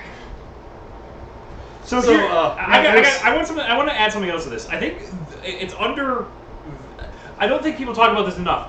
There are different groups of people who watched WCW and then who watched the WWF. Okay, there were obviously in the '90s there was a lot of crossover. You had 10 million people watching wrestling, during the Attitude Era. But WCW's core group was that Southern traditionalist wrestling fans. So when Vince Russo came down, like the whole northern, I'm a northern writer, that's a good way to get heat, but it's also a good way for them never to trust you. So when you kept coming up and saying the northern writers here, WCW fans are preconditioned to hate anything the WWF puts out, including anybody who came from them. So they're not going to buy into this. If you had just come in and changed the creative, like you were saying, without being so I'm involved, I'm a character, I'm from up north, that might have worked with the same ideas. The same idea being like Hogan is unhappy with the direction that WCW is going in. Not creatively, just the direction that the company's headed. That's as simple as that.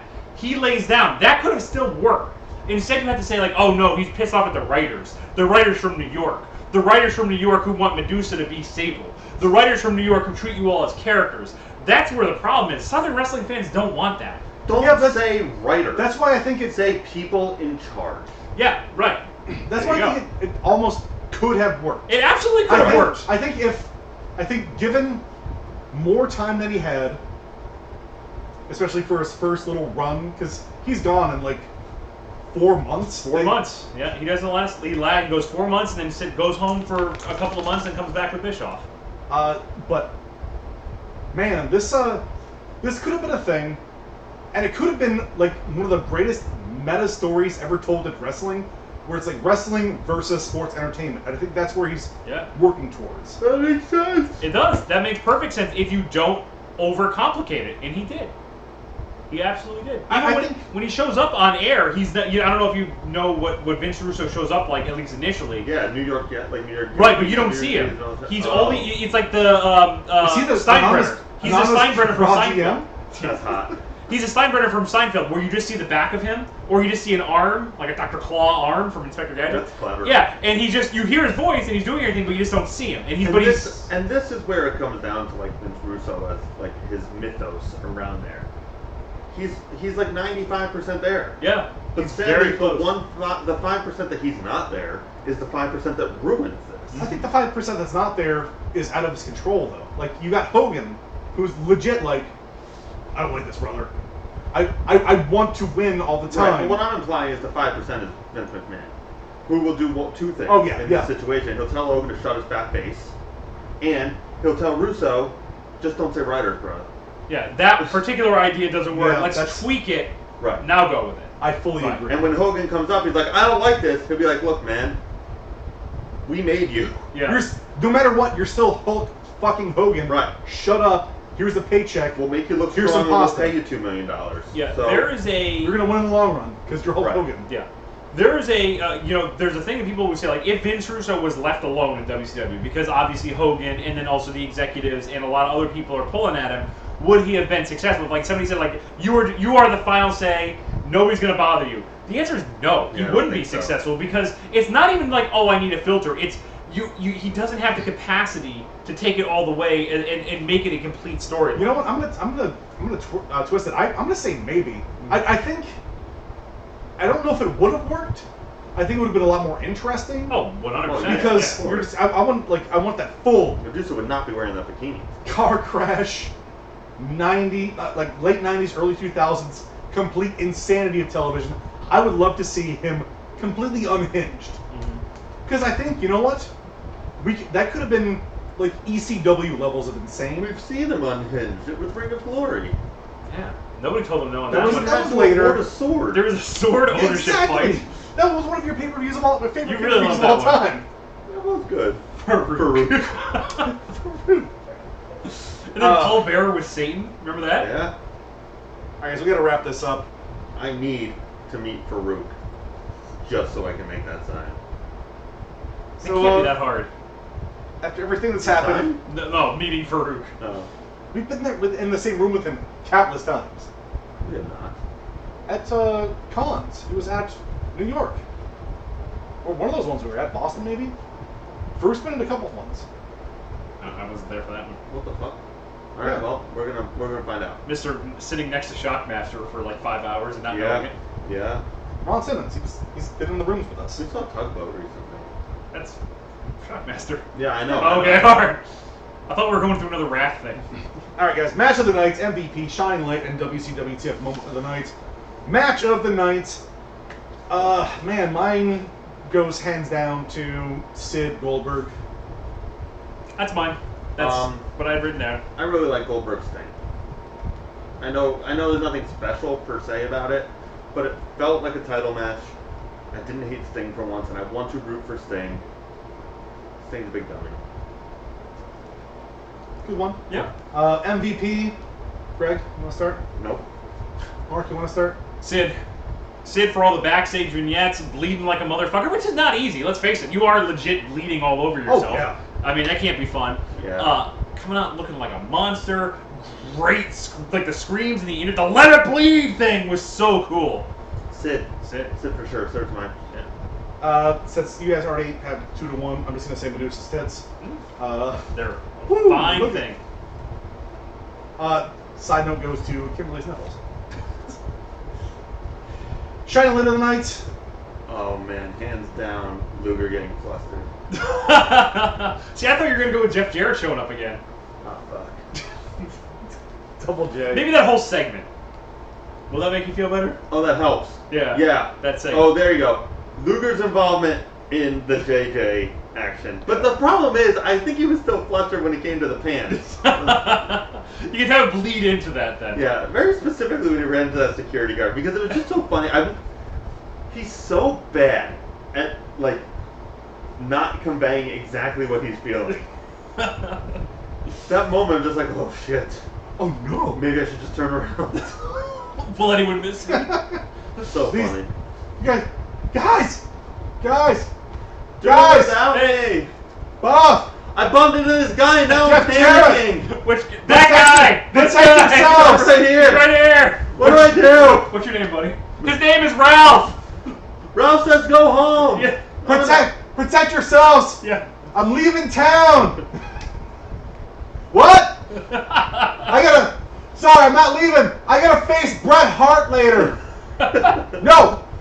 Bret Hart! I gotta go work on my pants! Yeah. Have you guys seen my snaps? I gotta super glue them together! They keep coming apart when I run! What type of pant design is that when they split down the middle? It makes no sense. I got the worst pants ever! Some of them are snaps, but I've got like 3 buttons. I remember to not do up the buttons.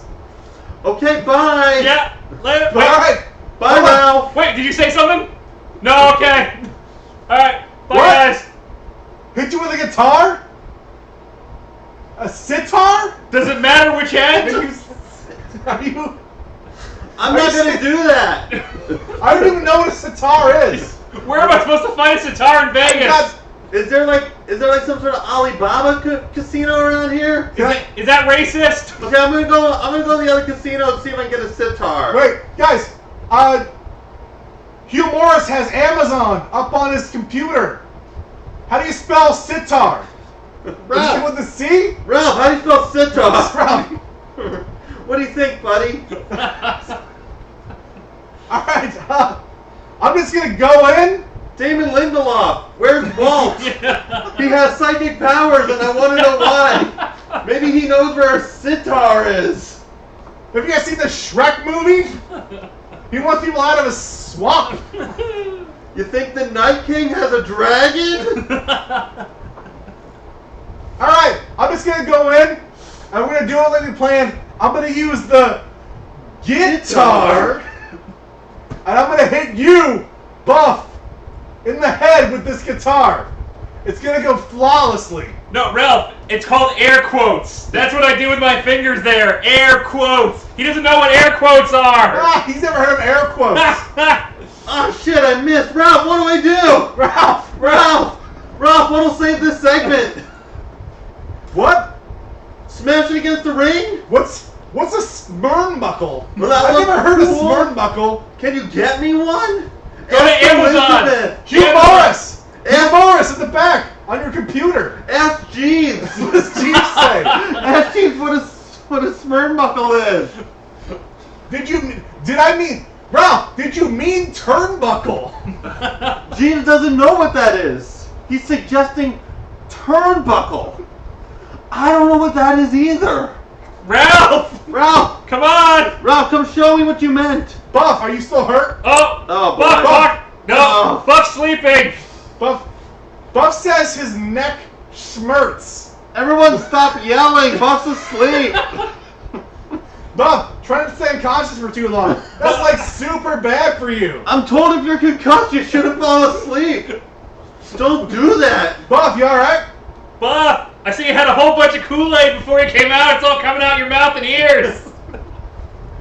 Does it taste like copper? Let me taste it. Oh, it tastes like copper. Oh no. Ralph, what does that one. mean? Ask Jeeves. Buff, you gonna sell that for drugs? Hugh, ask Jeeves if I can snort this.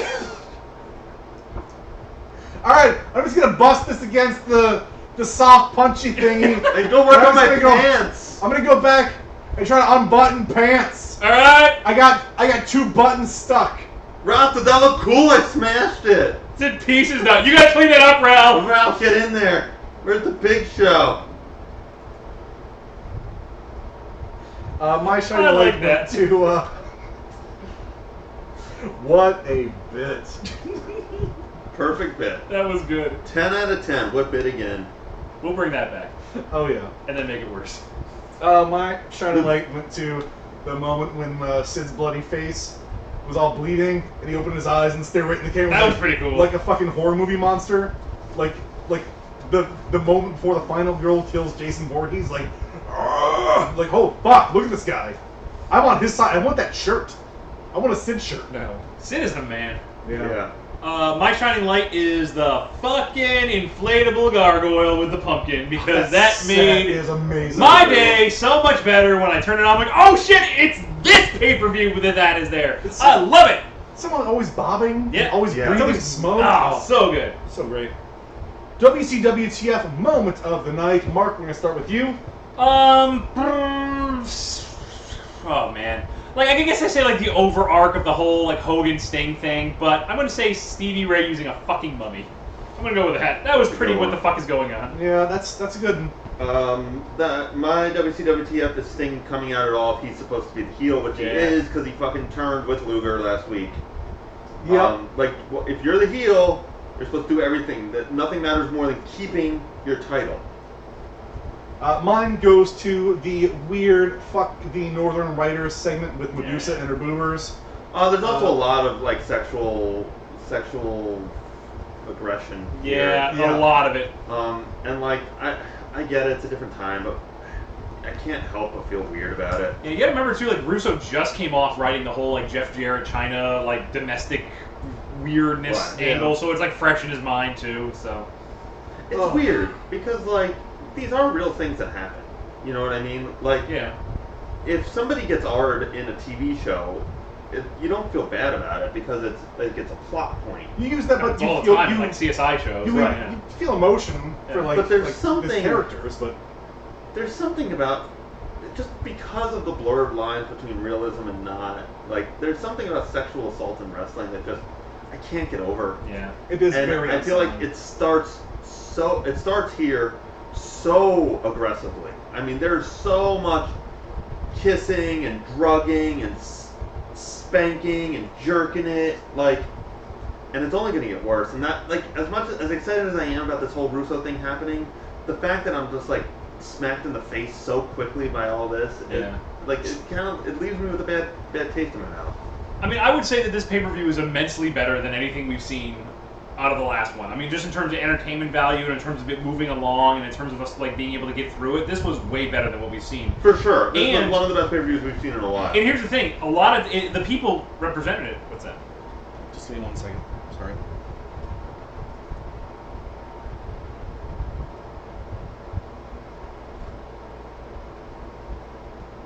We haven't been recording. Not for a while, I'm guessing. No, we have. It's been perfect. It's fine. Okay. He's just saying that. He's preemptively cutting our Ralph bet. No, I'd love that bit. That's staying in. I don't know if it's gonna go the main thing or like go towards would be the Sting. I was like the visualization stopped moving around like two hours. Oh, alright. And I saw the thing was still going, but I just want to make sure that we're still doing. Good job, everyone. We didn't fuck the whole thing up. Hooray! I just want to point out though, like the buy rate for this is almost triple what the last one was. Yeah. You're talking about like having Really? also like you're up to like 250,000 buys. And because people knew Russo was there? Because people knew Russo was there, they wanted to see what he was doing. So I mean, like in terms of initial, they had to have been happy initially with everything they had gotten because I mean your buy rates are up, the ratings ticked up, Right. so at least maybe it was a curiosity thing, but at least it was in the right direction. Yeah, but it's also the highest we're ever going to see it again. Absolutely, yeah. This is as good. This might be the highest rated pay-per-view we get. I'm not gonna lie. This is not something I've been able to say in a while. If I had paid for this pay-per-view, I would have been excited to see what was gonna happen. Yeah. I would have probably bought the next pay-per-view. I definitely would have turned into Nitro. God, when was the last time we said that? Honestly, I honestly it's been don't a know. long time. Sold out. The first sold out. Rolls are for our fools. I know that's not that one. What was that? Uncensored? Yeah, uncensored. For the WCWTF podcast, I've been your host, the man of 1,004 swerves, Tyrell Runnin.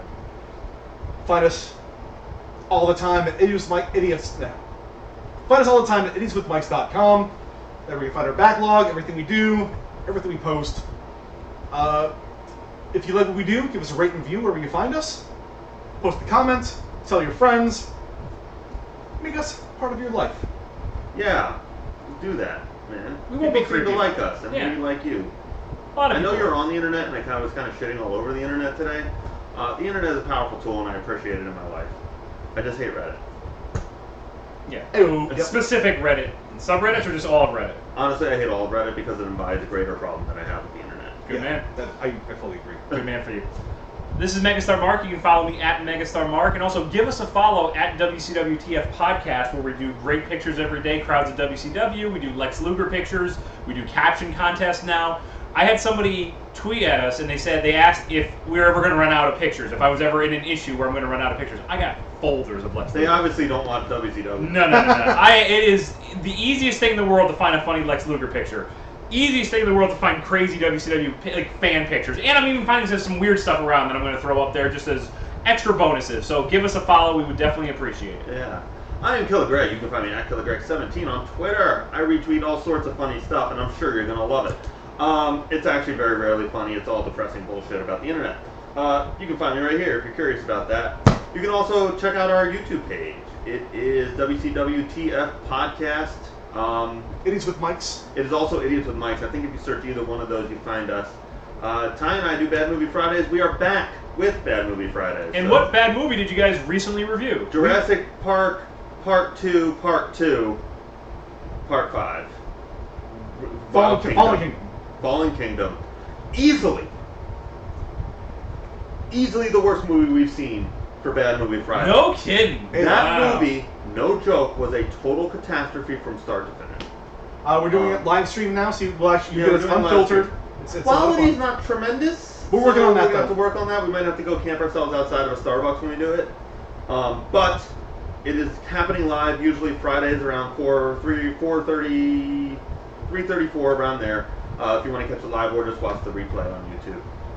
This past one was super good, and I'm proud of Bad Movie Fridays. I think our reviews have gotten pretty tremendous. Yeah, I haven't listened to the latest one, but all the other ones you guys have posted have been dynamite. They've been so this was fun. a fun one. We actually do like a mega review. We go through 4 Right. movies we've seen over the last few weeks. Yeah. Also, if you're watching now, thank you for watching us on Twitch. I'm going to be doing a lot of Twitch streaming lately. You have not, or you have? I have not, but I'm going to. Yeah, I'm going to start streaming Magic again. I got this cool new overlay thing I want to try out. Greg's doing some Magic. I'll be doing some fighting games. I got Street Fighter V to continue with. That's great. I picked up the new Cross Tag Battle, which is the Persona game mixed with Ruby, mixed with it's anime fighter. I'm really excited about it. Sure. Pretty dope. So a lot of fun stuff, Yeah, along with sure. a dozen other games. Always streaming, always content creating. So once again, thank you very much for tuning in with us right now. Thank you very much for listening. Next time on the WCWTF podcast. This episode was lost when it was shipped over from the Korean animators. So, it's Clark's bit. Mayhem! WCW Mayhem 1999. New pay-per-view? We Yeah. haven't had a Mayhem, Yeah, right? this is our first Mayhem. I think there's two Mayhems, so. Sting renounces his loss because he never said it was a title match. So J.J. Dillon vacates the title. Tournament going in. We're doing a King of the Ring, but for WCW, and it's going to be awful amazing. That should be fun. Hype. Yep. Cool. Catch you next week, guys. Or whenever. I don't know. Whenever you want to listen to us, Just guys. go around. Whenever it gets cool enough to do this again. Yeah, boy, it is so fucking It is hot. I'm sorry, very. I'm Grumpy Gus. But I'm literally dying. I haven't eaten anything, and it's like 7,000 degrees. You had an omelet. Yeah, it was not enough. You fucked an eggplant. Well, that was like, that didn't provide sustenance. Bye. Sexual sustenance. Bye. Ralph!